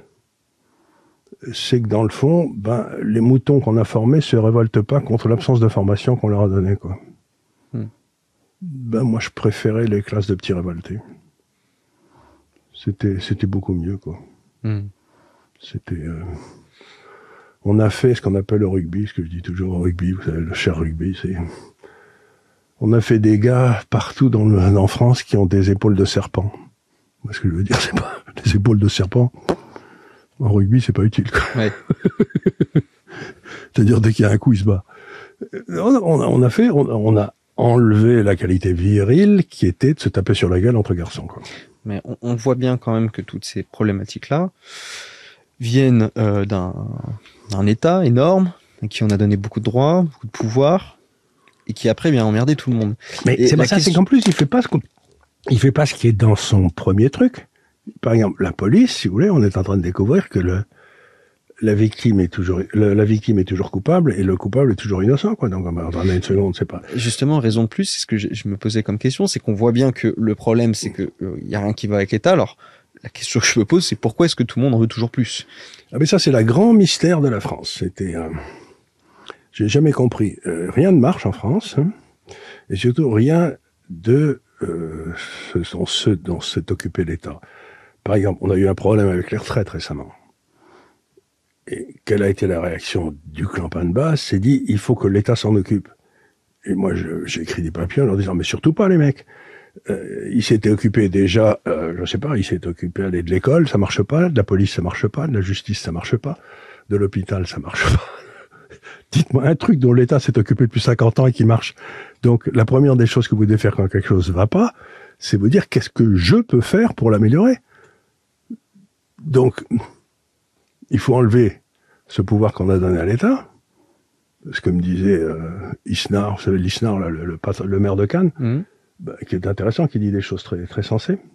Il me disait, écoutez, dans le temps, les hôpitaux, comment ça marchait? C'était le plus gros employeur de la ville, en général, hein. Donc, il y avait l'élu local, enfin le maire, quoi, qui s'en occupait. Il y avait les syndicats locaux, qui représentaient le personnel. Puis il y avait les grands patrons, qui représentaient la compétition médicale. Il fallait que l'hôpital de Cannes soit aussi bon que celui de Nice, vous voyez ce que je veux dire? C'était parce qu'ils se mettaient sur la gueule avec beaucoup d'entrain. Pareil pour les universités. Aujourd'hui, c'est Paris qui décide, et il y a 40% des personnels dans les hôpitaux qui est du personnel administratif qui voit jamais un malade. Et ils n'ont plus aucun pouvoir. Ni les syndicats, ni les médecins, ni l'élu. Et il dit, les hôpitaux marcheraient peut-être mieux si c'était le maire de Cannes, avec les syndicats locaux, et les professeurs locaux qui faisaient tourner l'hôpital, quoi. Ok, ça fait des petits centres de pouvoir qui sont difficiles à craquer, parce qu'on l'a bien vu avec Raoult, hein. Qu'est-ce qu'ils l'ont bien, Raoult? Parce que lui, il avait créé son centre pouvoir, qui était l'espèce de fondation qu'il avait créée à Marseille, qui marchait très très bien. Donc, ce que j'essaie de dire, c'est ce que dit Raoult aussi, qui est très intéressant comme gars. Il dit, dans le fond, dans une société, il y a les systèmes qui fonctionnent sur l'obéissance et les systèmes qui fonctionnent sur la compétence. Et ces systèmes qui fonctionnent sur l'obéissance, ils veulent toujours détruire les systèmes qui fonctionnent sur la compétence, parce que ça les fait chier, ces gens qui obéissent pas. Vous avez d'un côté, voilà, et donc aujourd'hui, le système fondé sur l'obéissance en France a tout dévoré. Et il veut continuer à tout dévorer, parce que tant qu'il n'a pas tout dévoré, et quand il aura fini de tout dévorer, ce sera l'Union soviétique où tout s'écroulera. C'est pas possible autrement. On va profiter tant qu'on est sur la France, parce que alors justement, il y a le premier paradoxe du fait de dire l'État, il y a rien qui marche et on en demande toujours plus. Mais il y a aussi le deuxième paradoxe qui est que moins il y a de libéralisme, plus on dit que c'est de la faute à trop de libéralisme. Ça, c'est un problème de définition. Alors ça, il faut revenir à la définition de la liberté. Alors, que je donne en dernière page de mon livre, qui est une très très belle définition qui a été donnée par Jean-Paul II. Et Jean-Paul II, il dit, la liberté, c'est de pouvoir et de vouloir faire ce que l'on doit faire. Donc il y a trois notions dans les libertés. Il y a le monde extérieur, vous permet de le faire, vous voulez le faire, mais il faut aussi que vous ayez une conscience très profonde de ce que vous devez faire. C'est-à-dire, c'est pas la liberté, c'est pas le renard dans le poulailler, hein. Vous faites pas toutes les saloperies que vous voulez. C'est-à-dire, le libéralisme ne fonctionne qu'avec une classe de citoyens parfaitement éthiques. Un peu comme on avait au 18e, au 19e. C'est-à-dire ils étaient durs, mais ils étaient éthiques. Je veux dire par là, ils avaient une morale individuelle très forte, de ce qui se fait, de ce qui se fait pas. Et donc aujourd'hui, on présente le libéralisme, c'est tout ce que j'ai envie de faire, je le fais. Mais non. Ça, c'est de la licence. Ça n'a rien à voir. Et c'est là où le droit doit intervenir. Par exemple, dans le droit français, vous ne pouvez pas décider de devenir esclave. Vous ne pouvez pas aliéner votre liberté individuelle à une tierce partie. C'est interdit. Donc, vous n'êtes pas libre de votre corps, quelque part, ou de votre pensée, puisque voudriez-vous devenir esclave que vous n'en avez pas le droit. Eh bien, oui. Donc, le libéralisme, ça s'appuie sur une éthique personnelle forte et un État qui émet des principes, qui évite les salopards, quoi. Ceux qui profitent du système. Donc, ça n'a rien à voir. C'est le contraire de la licence. Ce que j'essaie de dire, c'est que le but de libéralisme, c'est de faire en individu ce que vous devez faire. Moi, je suis persuadé qu'on a une espèce de projet qui, à la naissance, et que le but de la vie, c'est de trouver ce à quoi on sera bon et de le faire bien. C'est ça. Et ça, c'est l'individualisme. Et quand un individu réussit à faire ça, il naît autour de lui une atmosphère agréable, parce que tout le monde devient meilleur. Quand vous êtes en contact avec un cas comme ça, tout le monde devient meilleur autour de lui, et c'est comme ça que la société s'améliore. Et puis de l'autre côté, vous avez celui qui veut être juste un gros égoïste. Donc l'individualisme, c'est le contraire de l'égoïsme. Parce que le but de la société chrétienne, c'était quand même, qu'on le veuille ou non, d'assurer le salut individuel à chacun. Qu'il fallait qu'il trouve lui-même les moyens de se retrouver son salut. Et ce qu'on nous présente aujourd'hui, c'est comment je peux être le plus gros égoïste possible sans avoir aucune... Et c'est ça qu'on appelle le libéralisme. Mais c'est le contraire. Le libéralisme ne peut pas exister dans une société non chrétienne. Deux choses. La première, j'ai une petite citation, je pense que ça vous plaira. C'est, je sais plus où j'ai lu ça, c'est un député américain qui avait expliqué justement la liberté individuelle en disant: la liberté de mouvoir mon poing est limitée par la proximité de votre menton. Voilà. je la trouve très bien. Oui, on n'a pas le droit d'attaquer l'autre parce qu'on n'est pas d'accord. Et la deuxième chose, et vous avez justement dit, vous associez énormément le libéralisme au christianisme. C'est la traduction dans la vie réelle. Je reviens de Dubaï, et pourtant on est dans un modèle purement musulman.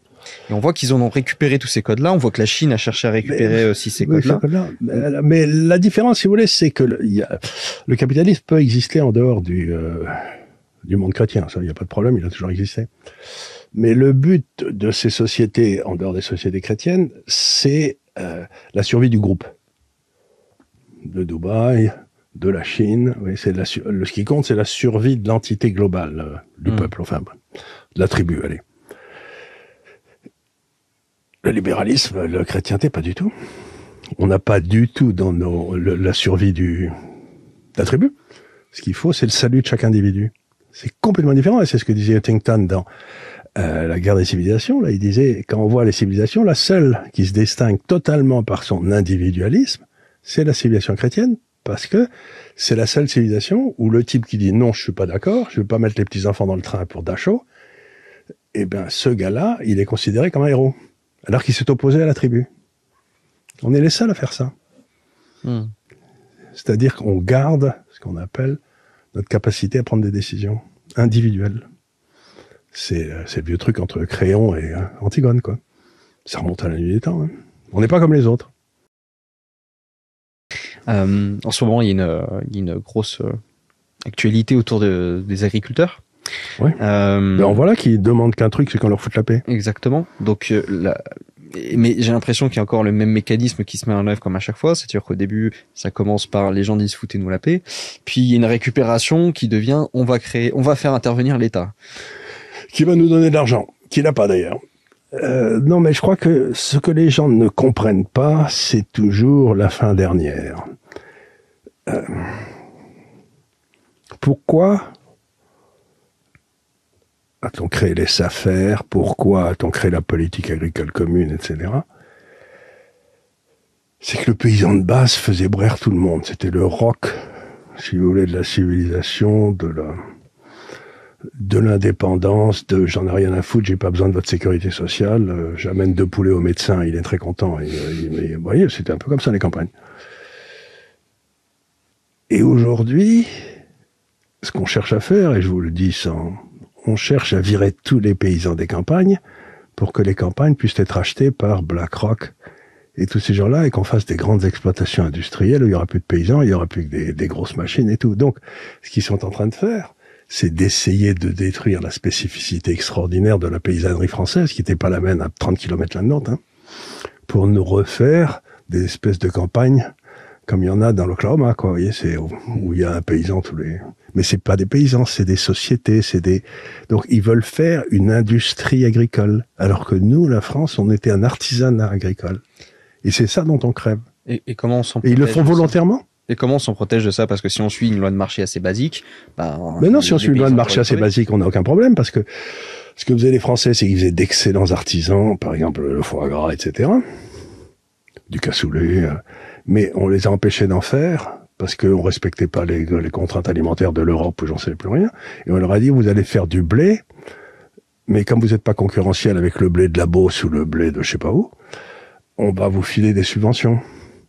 Donc ils ont abandonné leur fabrique de foie gras et de cassoulet artisanal. Moi je me souviens, il y a 30 ans, il y avait une dame quelque part autour d'Auch qui faisait un foie gras remarquable. Et donc j'avais toujours acheté mes foie gras là. C'était très bien cette dame. Et puis il y a des gens qui l'ont dénoncé parce que c'était pas, évidemment, on payait en cash. Hein. Et donc il y a des gens qui sont venus vérifier et puis il n'y avait pas l'hygiène qu'il doit y avoir. Personne n'était jamais tombé malade avec son foie gras. Mais c'est très bon. Puis, s'il y avait des microbes en plus, ça rajoutait du goût, quoi. C'était très bien. Moi, j'ai été très bien son foie gras. Mais donc, on a dit, vous devez faire un foie gras selon donc elle pouvait faire les dépenses, donc elle fait plus de foie gras. J'imagine qu'elle s'est mise à faire du blé et des vaches. Et que maintenant, elle doit être sur les rues avec son tracteur en train d'envoyer des cailloux aux gens, quoi. Mais si vous voulez, la seule façon, c'est quand vous êtes en face d'individus, c'est de laisser chaque individu décider de son destin personnel et comment il va rentabiliser son entreprise. Et là, si vous voulez, ce qu'on a fait, c'est qu'on leur a dit, non, vous allez faire du blé, mais je suis pas rentable, ça fait rien, on paiera la différence. Mais dès que vous tombez dans ce truc-là, vous êtes foutu. Parce qu'un jour, on va vous donner, je sais pas, tant par quintal ou je sais pas quoi, puis on va diminuer, on va vous donner la moitié de temps, puis le quart de temps, et puis ensuite, votre prix sera à vendre pour rien du tout, et ça sera racheté par un Bernard Arnault. Mais en fait, ce modèle-là, il est répliqué dans toutes les sphères de la société à tous les niveaux, en fait. Oui, sauf à des endroits où vous avez, par exemple, des artisans. Vous avez des artisans qui sont d'une telle qualité que eux, ils s'en sortent. Donc, ce qui serait passé, c'est qu'il y aurait eu... prenez ce qui s'est passé dans le vin dans les années 50. Tout le vin qui servait dans l'armée française, là, il venait de la région de Montpellier et tout, c'était imbuvable, quoi. C'était une piquette, c'était horrible. Mais ils n'avaient pas besoin de faire du bon vin, puisque l'armée l'a racheté par... Puis l'armée, il n'y a plus d'armée, etc. Bon, on n'achète plus de vin. Et donc, ils ont commencé à gueuler dans les rues, puis on leur a dit, on peut rien faire pour vous. Et ils se sont mis à faire du bon vin. Maintenant, vous avez le Pic de Loup dans le Montpellier qui fait un vin très bon, puis vous avez les Costières de Nîmes qui font un vin très bon. Moi, quand j'avais 18 ans, je faisais les vendanges là-bas. Donc, je peux vous assurer que j'étais payé, attendez, je sais plus comment j'étais payé, mais on me donnait 7 litres de vin par jour aussi. On portait les trucs sur mon dos, et puis j'avais 7 litres de vin par jour, c'était la potion magique. C'était bien. J'étais très content, je l'ai fait 2 ans de suite. C'était vachement bien payé, hein. Ouais, ça vous avez bien mis en forme. Et on portait les trucs sur le dos, c'était vachement dur, hein. C'était lourd. Et donc, en fait, la mécanique, en fait, qui est derrière à chaque fois, c'est de tuer l'individu. On veut tuer l'individu responsable, autonome, et qui se dépatouille dans son environnement sans rien demander à personne, pour le remplacer par quelqu'un qui a besoin de la grande collectivité. Donc le but, c'est toujours de détruire tous les corps intermédiaires et de vous laisser tout seul face à l'État. Il n'y a plus de club de foot, il n'y a plus de club de rugby, il n'y a plus de docteurs, il n'y a plus de pharmacie, il n'y a plus de poste, il n'y a plus d'école. Et donc vous êtes tout seul et vous avez cette espèce de monstre informe qui vous devez... Et donc c'est toujours tuer l'individu au profit des puissants. C'est un peu la route de la servitude. C'est la route de la servitude. Mais il l'a parfaitement décrit, ce Bravaillac, il a décrit ça, mais parfaitement. Et ce qu'il y a de marrant, c'est qu'à partir du moment où l'Union soviétique est tombée, qui était le truc contre lequel il avait écrit ça, en quelque sorte, la route de la servitude s'est accélérée pour nous. C'est-à-dire qu'à partir du moment où il n'y a plus l'ennemi communiste qui leur foutait la trouille, ils se sont dit, bon, mais maintenant, c'est le moment de les mettre tous en esclavage parce que on n'a personne qui gueule. Autrefois, il y avait les cocos qui gueulaient. Et il y a aussi dans tout ça, il y a énormément de bêtises aussi. je suppose. Vous mettriez quelle part de bêtises et de volontairement attaquer comme ça? Vous savez, j'avais un ami qui s'appelait Thomas, qui était un grand historien anglais, qui avait fait des livres en particulier sur la guerre d'Espagne, je crois, des trucs comme ça, qui était un type tout à fait remarquable. J'ai fait un voyage en Syrie avec lui il y a une vingtaine d'années. C'était très intéressant. Et on lui avait demandé, son éditeur lui avait demandé de faire justement un livre sur le rôle de la bêtise dans l'histoire, ce qu'il avait accepté avec enthousiasme. Et puis il est revenu 15 jours après en disant « je sais pas où commencer ». Donc, vous avez deux choses. Vous avez la bêtise et vous avez des forces naturelles. Et si vous laissez les forces naturelles prendre le pouvoir et casser tous les stades intermédiaires, ce qui est le but, encore une fois, pour arriver à une société d'obéissance, l'État ne fonctionne que par l'obéissance. Quand vous avez fait disparaître tous ces corps intermédiaires, vous n'avez plus que des individus en face d'un monstre. Mais ce qu'il y a d'extraordinaire, c'est que personne ne l'a voulu. Personne ne l'a voulu. On arrive à ça, mais personne ne l'a voulu. Est-ce qu'on peut pas le faire rentrer dans un ensemble du suicide collectif occidental parce que, comme vous l'avez dit, l'essence même de l'occidental, c'est l'individu. Et ce qui est attaqué en premier aujourd'hui dans l'Occident, c'est l'individu. Et le premier corps autour de lui qui lui permettait de tenir, qui permet d'ailleurs à certaines gens de tenir encore, c'est la famille. Et on a tout fait pour détruire la famille. Et puis ensuite, c'était l'école.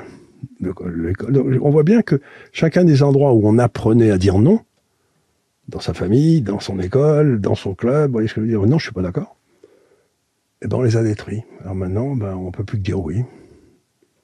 C'est d'une grande tristesse, mais je crois pas qu'il y ait une volonté du mal. Vous savez, Satan dans bonne théologie,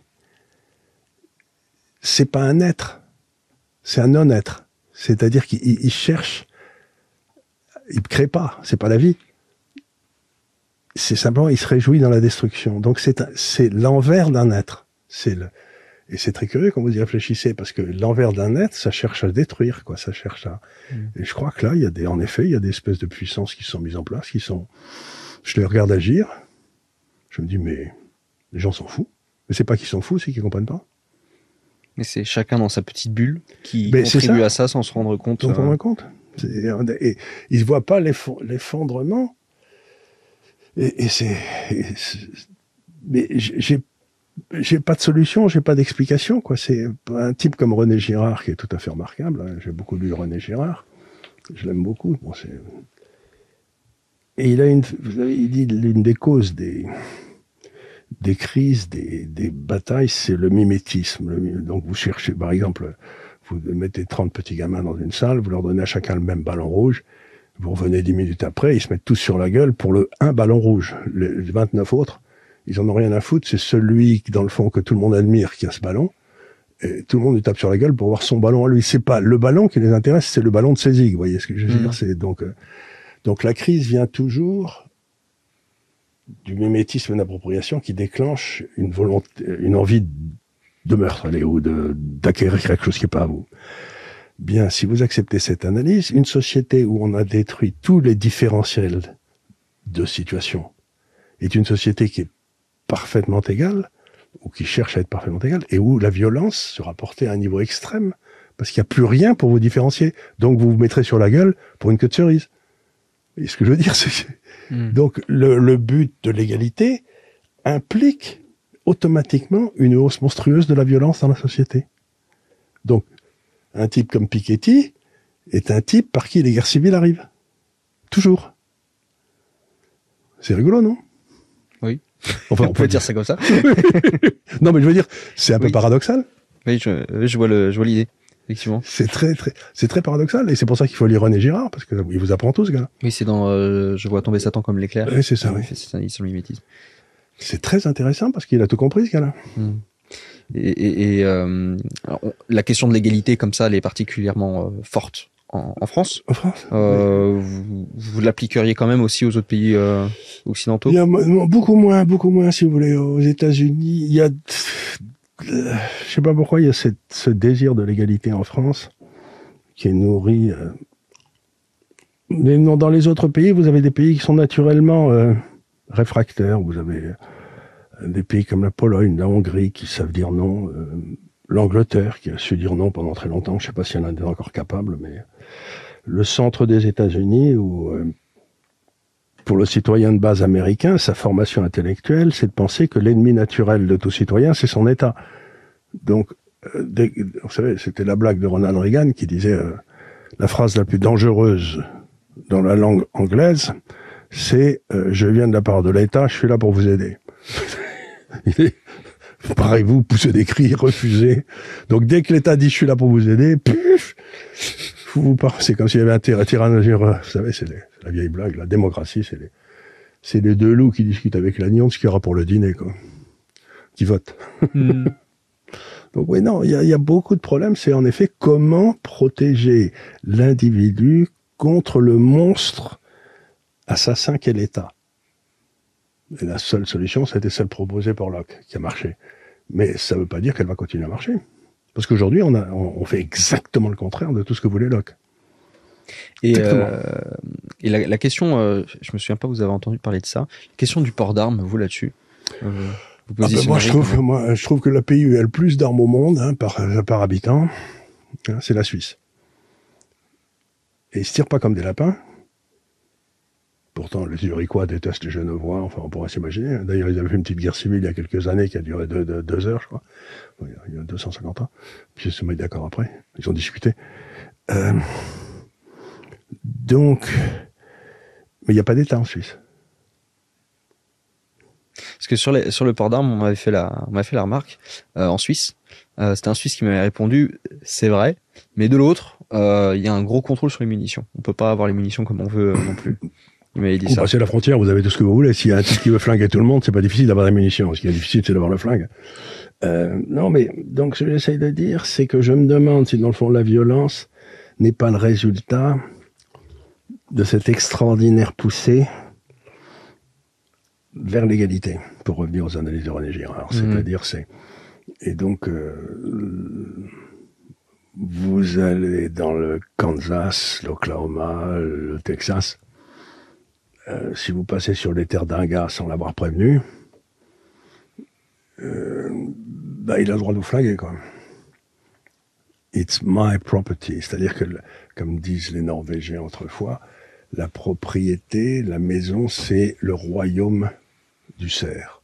C'est-à-dire que c'est à lui. Et on peut pas, et un truc comme par exemple, les gens qui prennent votre maison, là, et qui se mettent dedans. Et oui, les squatteurs. Oui, les squatteurs. Les squatteurs, ben, c'est un vrai scandale.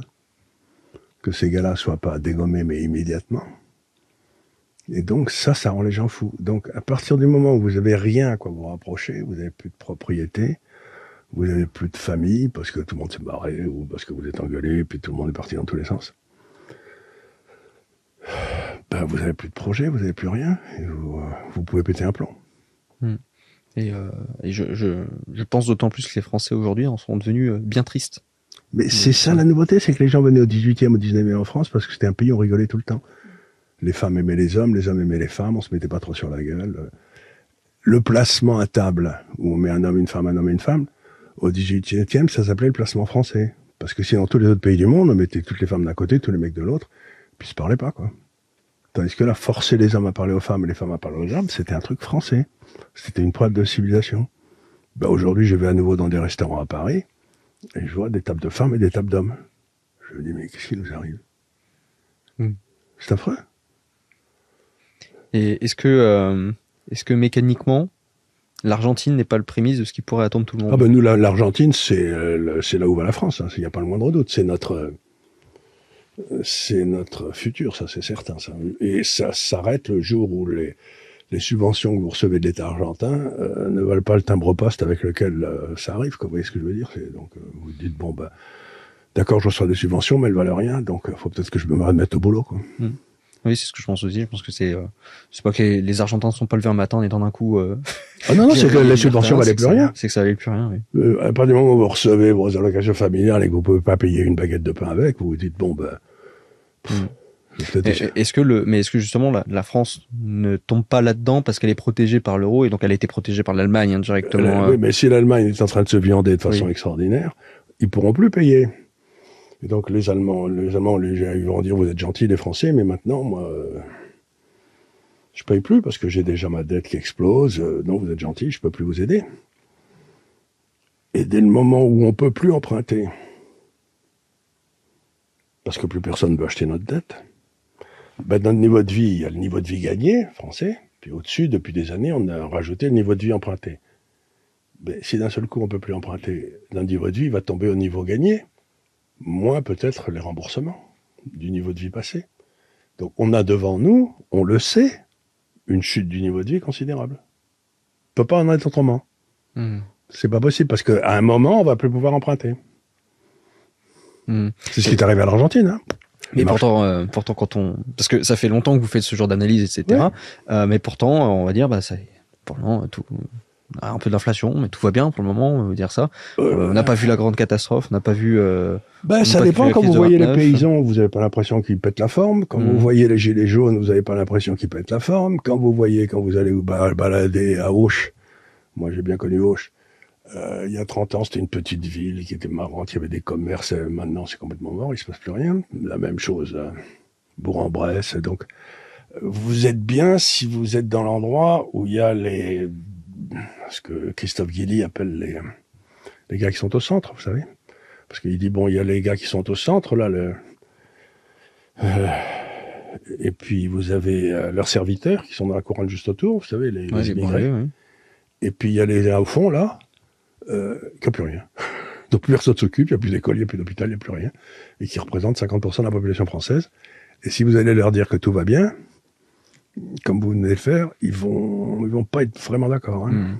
Non, mais justement, je me fais l'avocat du diable, c'est que quand on va regarder la télé, on va regarder les chiffres, on va voir que le PIB, on va nous dire qu'on est tout le temps en croissance. Que le PIB, c'est une connerie. Chaque fois, on nous dit tout le temps ça, tout va bien. Le PIB, si vous voulez, vous savez comment vous calculez le PIB du secteur public? Parce que vous avez le PIB du secteur privé, c'est la valeur ajoutée créée par des transactions volontaires, donc ça, c'est réel. Puis le PIB du secteur public, on ne sait pas calculer, par exemple, la valeur ajoutée d'un professeur. C'est vrai, on ne sait pas la calculer, on ne saura jamais. Donc vous dites, c'est pas difficile, si j'embauche plus de professeurs, la valeur ajoutée va augmenter. Et donc le PIB du secteur public, c'est le salaire des fonctionnaires. Plus vous en embauchez, plus le PIB monte. Mais ça ne veut pas dire que vous devenez plus riche. Ça veut dire qu'on vous en fume. Ça veut dire que vous avez surtout une dépense qui a augmenté. Ça veut dire que vous avez emprunté pour les payer. Et donc, ce que j'essaie de dire, c'est que le PIB, c'est un machin qui a été inventé pour enfumer les citoyens. Donc, c'est-à-dire qu'avec le PIB, ce que je peux faire, moi, homme politique, je peux emprunter, embaucher pour réduire le chômage, dire, regardez, j'ai fait baisser le chomage, et en plus, le PIB monte. Exactement, c'est ce qu'a fait Mitterrand pendant des années. Donc, je vous ai montré par A plus B qu'il y a plus de monde qui travaille, on s'enrichit, alors qu'en fait, je viens d'appauvrir tout le monde, et j'ai peut-être embauché les gens qui... Et c'est mes petits-enfants qui paieront la note. Non, mais le PIB, c'est un machin qui a été inventé par les hommes politiques pour enfumer les populations. Normalement, on ne devrait être publié que le PIB du secteur privé. Moins le PIB moins les dépenses de l'État. Ça vous donnera une idée. Là, c'est comme si dans une entreprise, vous mettiez les ventes plus les salaires égale mon profit. Pas vraiment. Effectivement, oui. C'est exactement ça. Vous mettez d'un côté, combien j'ai vendu? Et puis j'ai payé des tas de gars, donc c'est comme en Afrique, si vous voulez un millionnaire en Afrique, c'est un type qui a dépensé 1 million. C'est pas un type qui a 1 million, c'est un type qui a dépensé 1 million. C'est le même principe. Et ça n'avait pas été pensé aussi dans une logique de se dire que dans le public, on mettait aussi tout ce qui était investissement, 3%. Infrastructure, etc. 3% du PIB. Les dépenses, en plus, ça baisse sans arrêt. D'accord. Ça fait 30 ans qu'on n'investit plus. Maintenant, tout le PIB, c'est des transferts sociaux. Ok. Il y a d'autres chiffres comme ça où qui peuvent être exploités pour manipuler et qui sont balancés tout le temps à longueur de journée. Le chiffre de l'inflation, si vous voulez, ils font ce qu'on appelle des ajustements hédoniques. Donc, par exemple, quand on a une télévision aujourd'hui, ça fait beaucoup plus de choses qu'une télévision il y a 20 ans. Vous savez, vous pouvez brancher votre ordinateur, etc. Donc, ils ajustent le prix de la télévision en fonction des nouveaux services offerts sur la télévision. Donc, ça veut dire que la télévision aujourd'hui, dans l'indice des prix, elle doit faire 50 centimes, quoi. Et vous savez bien que vous ne trouvez pas une télévision à 50 centimes. Mais ils font des ajustements hédoniques pour les voitures. Par exemple, le prix des voitures n'augmente pas parce que vous avez un écran qui rajoute des services. C'est-à-dire qu'en gros, ils font les choses de manière totalement arbitraire en se disant, bon, alors grosso modo, votre ordinateur, il coûtait 1000 avant, il coûte 1002 maintenant. Oui, mais il fait 50% de plus. Par contre, il est 50% de plus, donc je considère qu'il est moins cher. Voilà. C'est ce qu'on appelle un ajustement hédonique. Et sur les pommes de terre, c'est difficile à faire, évidemment, mais oui. Oui, donc du coup, effectivement. Ça veut dire que tout ce que vous avez moi, je me donne un mal de chien dans mes calculs quand je travaille vraiment, etc., pour savoir quelle est la richesse créée par le secteur privé. Et vous savez, j'ai fait vous connaissez mon portefeuille dans l'Institut des Libertés, où j'ai mis 10 valeurs françaises qui n'ont rien à voir avec l'État. Elles enfoncent la Bourse de Paris depuis 4 ans tranquille, quand elles mettent 3% par an à la Bourse de Paris, et voilà.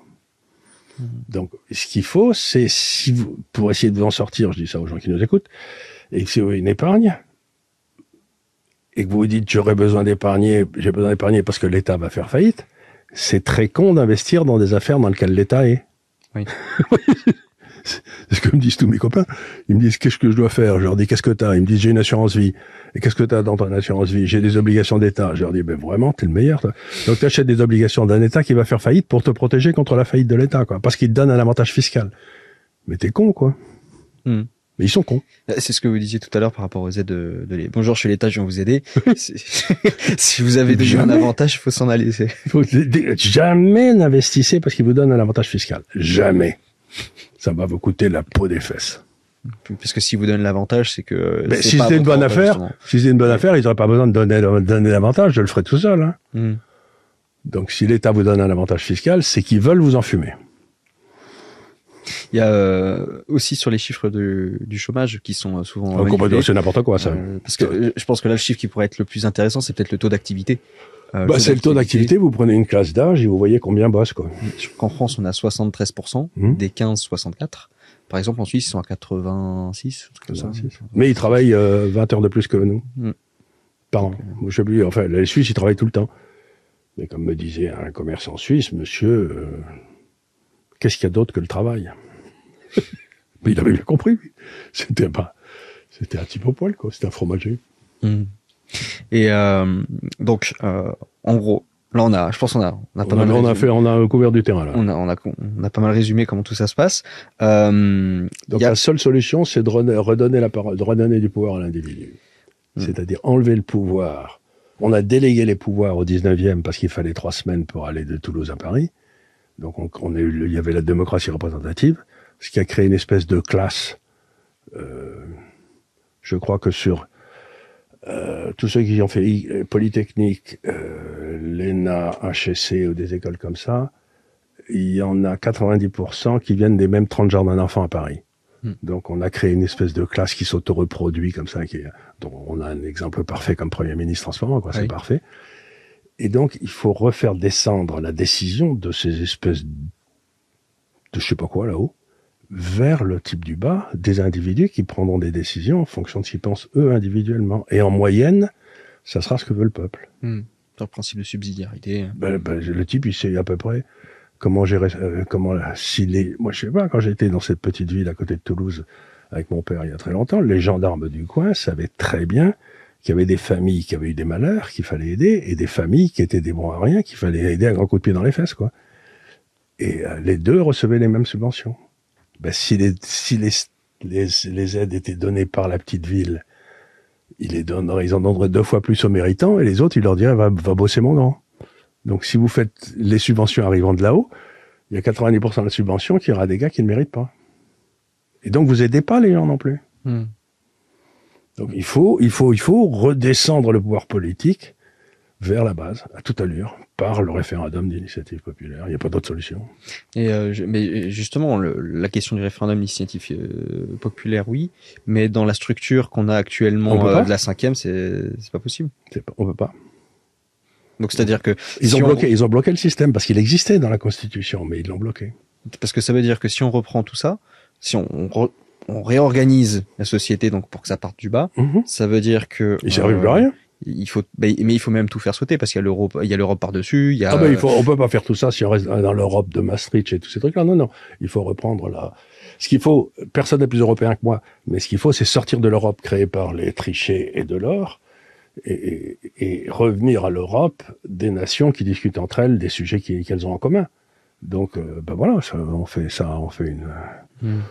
On faisait ça autrefois très bien à Rome, avec l'Église qui recevait les deux, le roi de France et l'empereur, et puis on leur disait, bon, arrêtez de vous mettre sur la gueule, quoi. On va trouver une solution.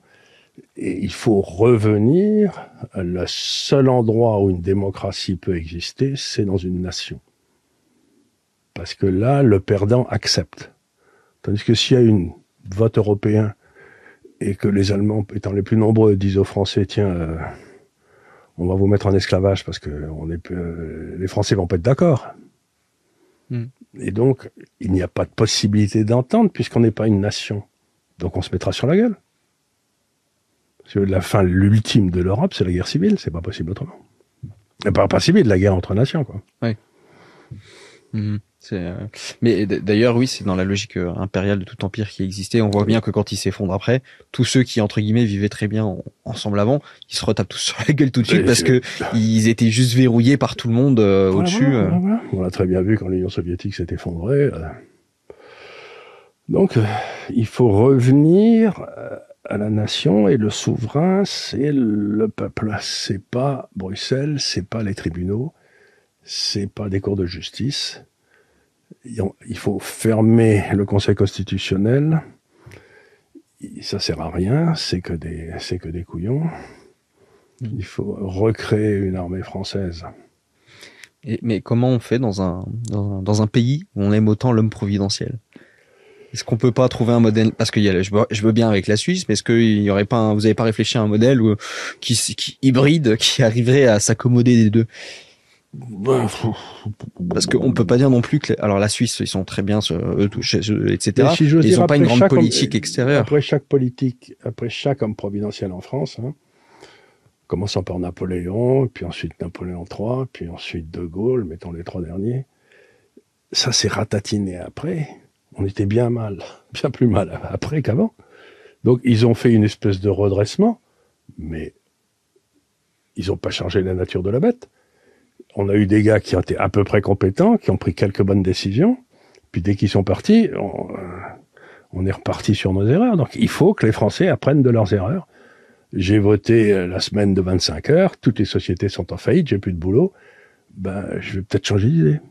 Oui, mais ce que je voulais dire, c'est, par exemple, on connaît pas bien les politiciens suisses, oui, mais du coup, ça se passe comment? Le Suisse, il envoie qui face à Xi Jinping parce qu'il a des terres en Nouvelle-Calédonie et il faut qu'il défende cette zone-là.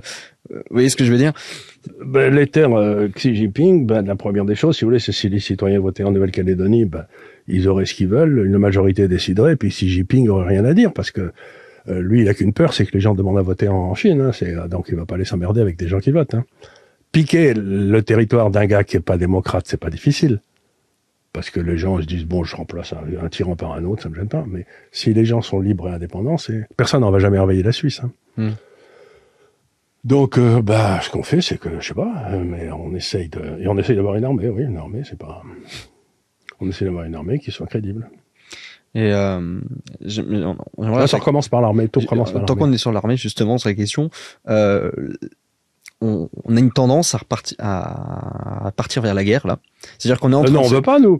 C'est cette classe qui nous amène à la guerre. On est en train de se ratatiner sur nous-mêmes, et pourtant, leur intérêt se porte sur l'extérieur, sur les autres, et sur ce qu'on peut aller chercher ailleurs. Ça, c'est un des trucs les plus classiques.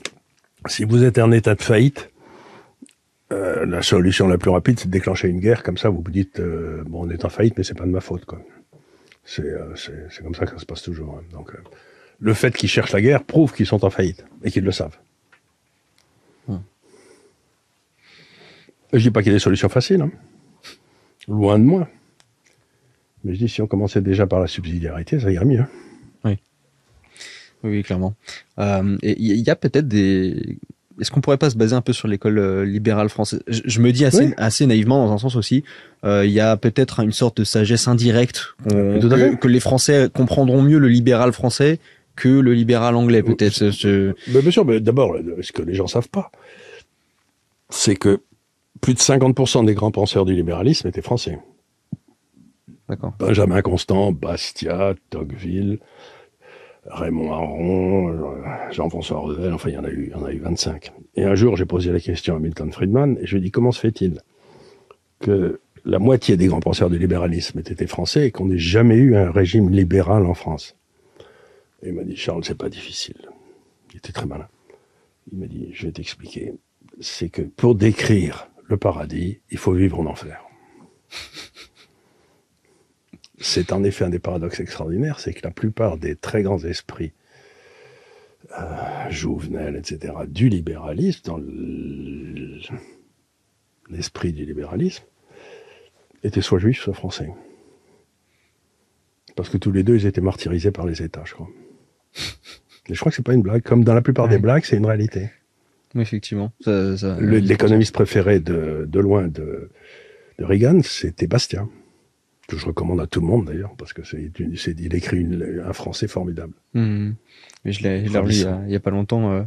Il est exceptionnel dans sa façon d'expliquer pendant 2 pages quelque chose où on suit toute la logique, on se dit ah oui, intéressant, puis on valide assez bêtement, et puis sur la dernière ligne, c'est complètement contraire. il contredit les deux pages qui viennent d'être écrites en t'expliquant pourquoi t'as été débile de le croire là-dessus, quoi.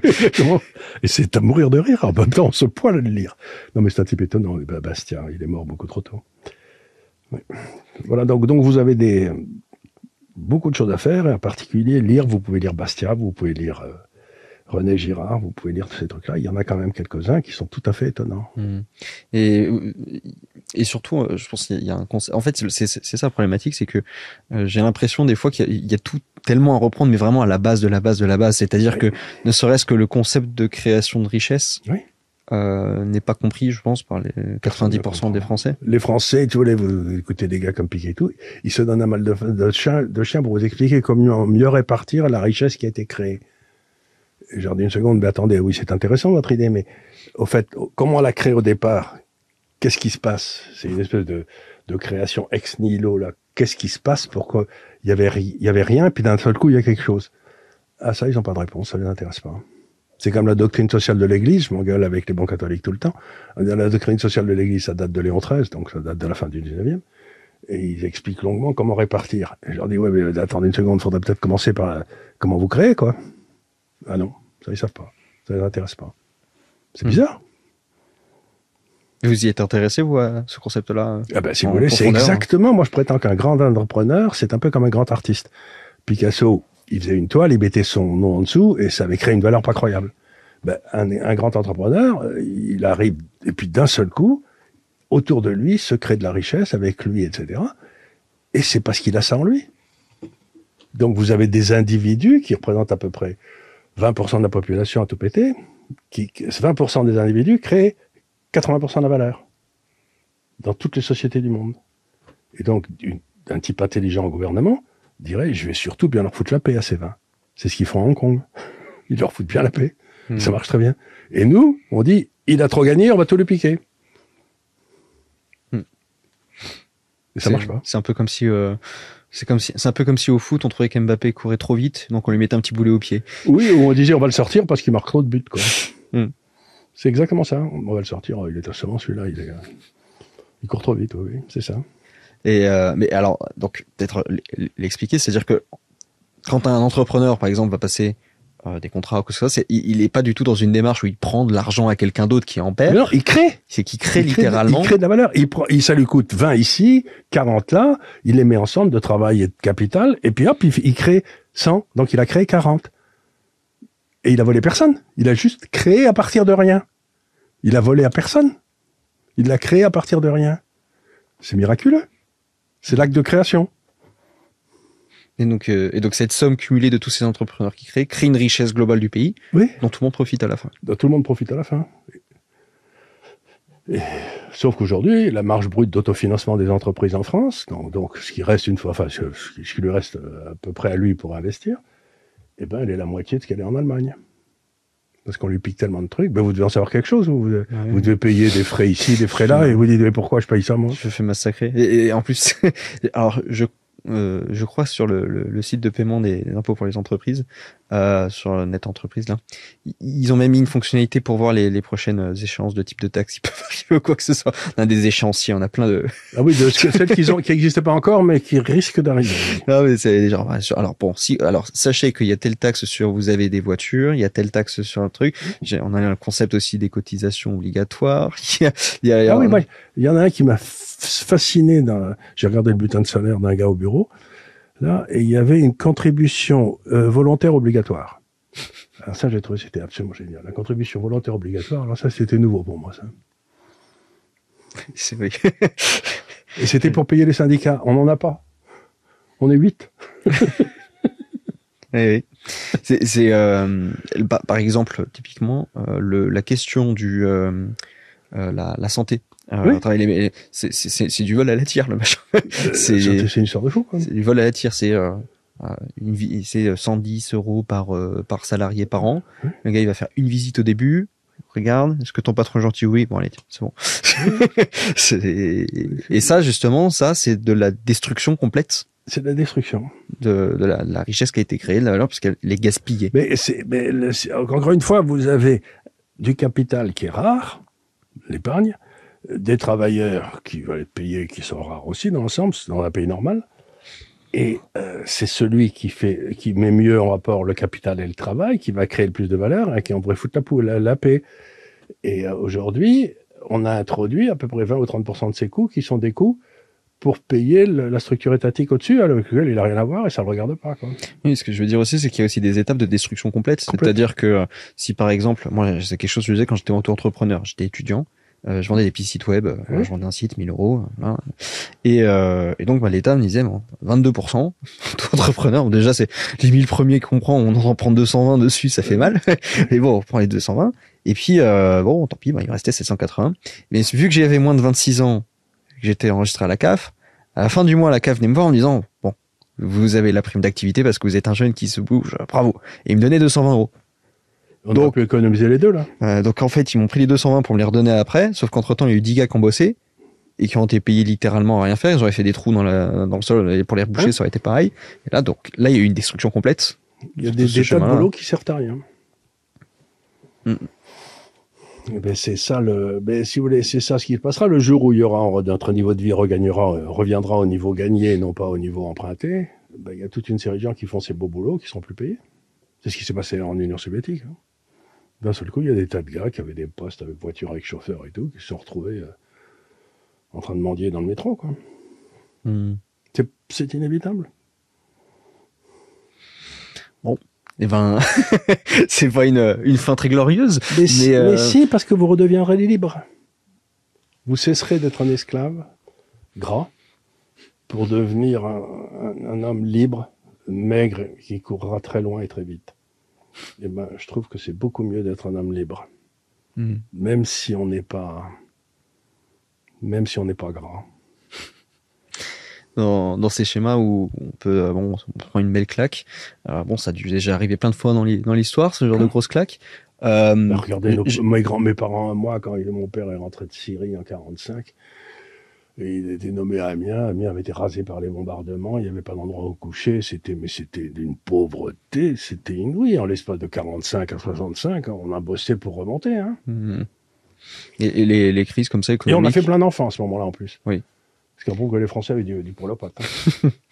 Et quand on prend des grosses crises économiques comme ça, généralement, une fois qu'on a remis en place les choses, les pays mettent combien de temps à se relever Ça dépend. Regarde avec Madame Thatcher, ça s'est passé très vite.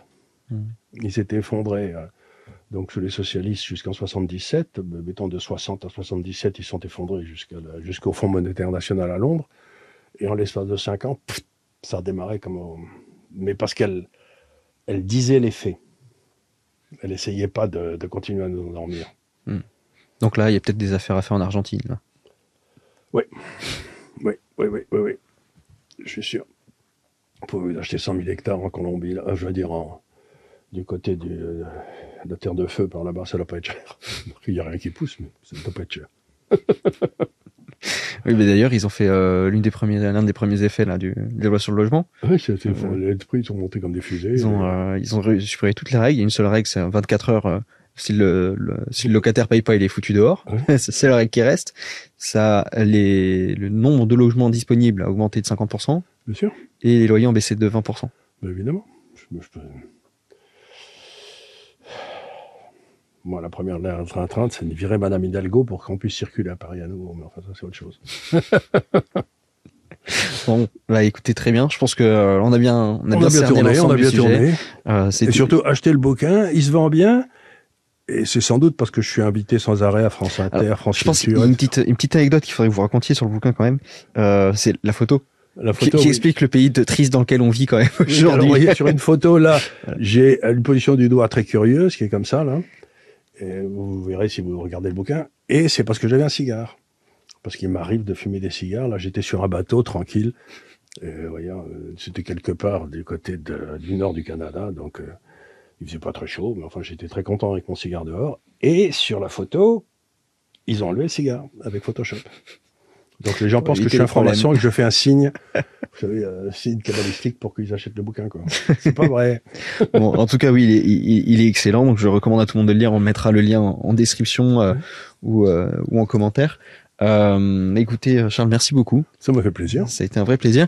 Avant que vous nous quittiez, sachez qu'on avait fait déjà un premier épisode avec Charles. Donc vous pouvez les regarder. Il est différent de celui-là. Là, on s'est beaucoup intéressé structurellement à ce qui se passait en ce moment. Dans cet épisode-là, on s'est vraiment intéressé à vous, à votre vie, à votre parcours, etc. On a profité pour parler d'autres sujets aussi, mais plus à l'entrepreneur Charles Gave, là, cette fois-ci. Et dites-vous bien qu'être entrepreneur, c'est une série de hasards heureux et parfois malheureux. C'est-à-dire que les gens vous expliquent, les gens comme Bernard Arnault, n'importe quoi, comment ils ont tout vu avant, comment ils sont... C'est du pipeau. C'est que vous avez des opportunités qui se présentent et vous vous dites, tiens, pourquoi je l'attraperai pas celle-là? Donc, un entrepreneur qui a réussi, c'est un type qui a beaucoup de chance. Vous voyez, c'est qu'il a eu des coups de peau, quoi. Mm.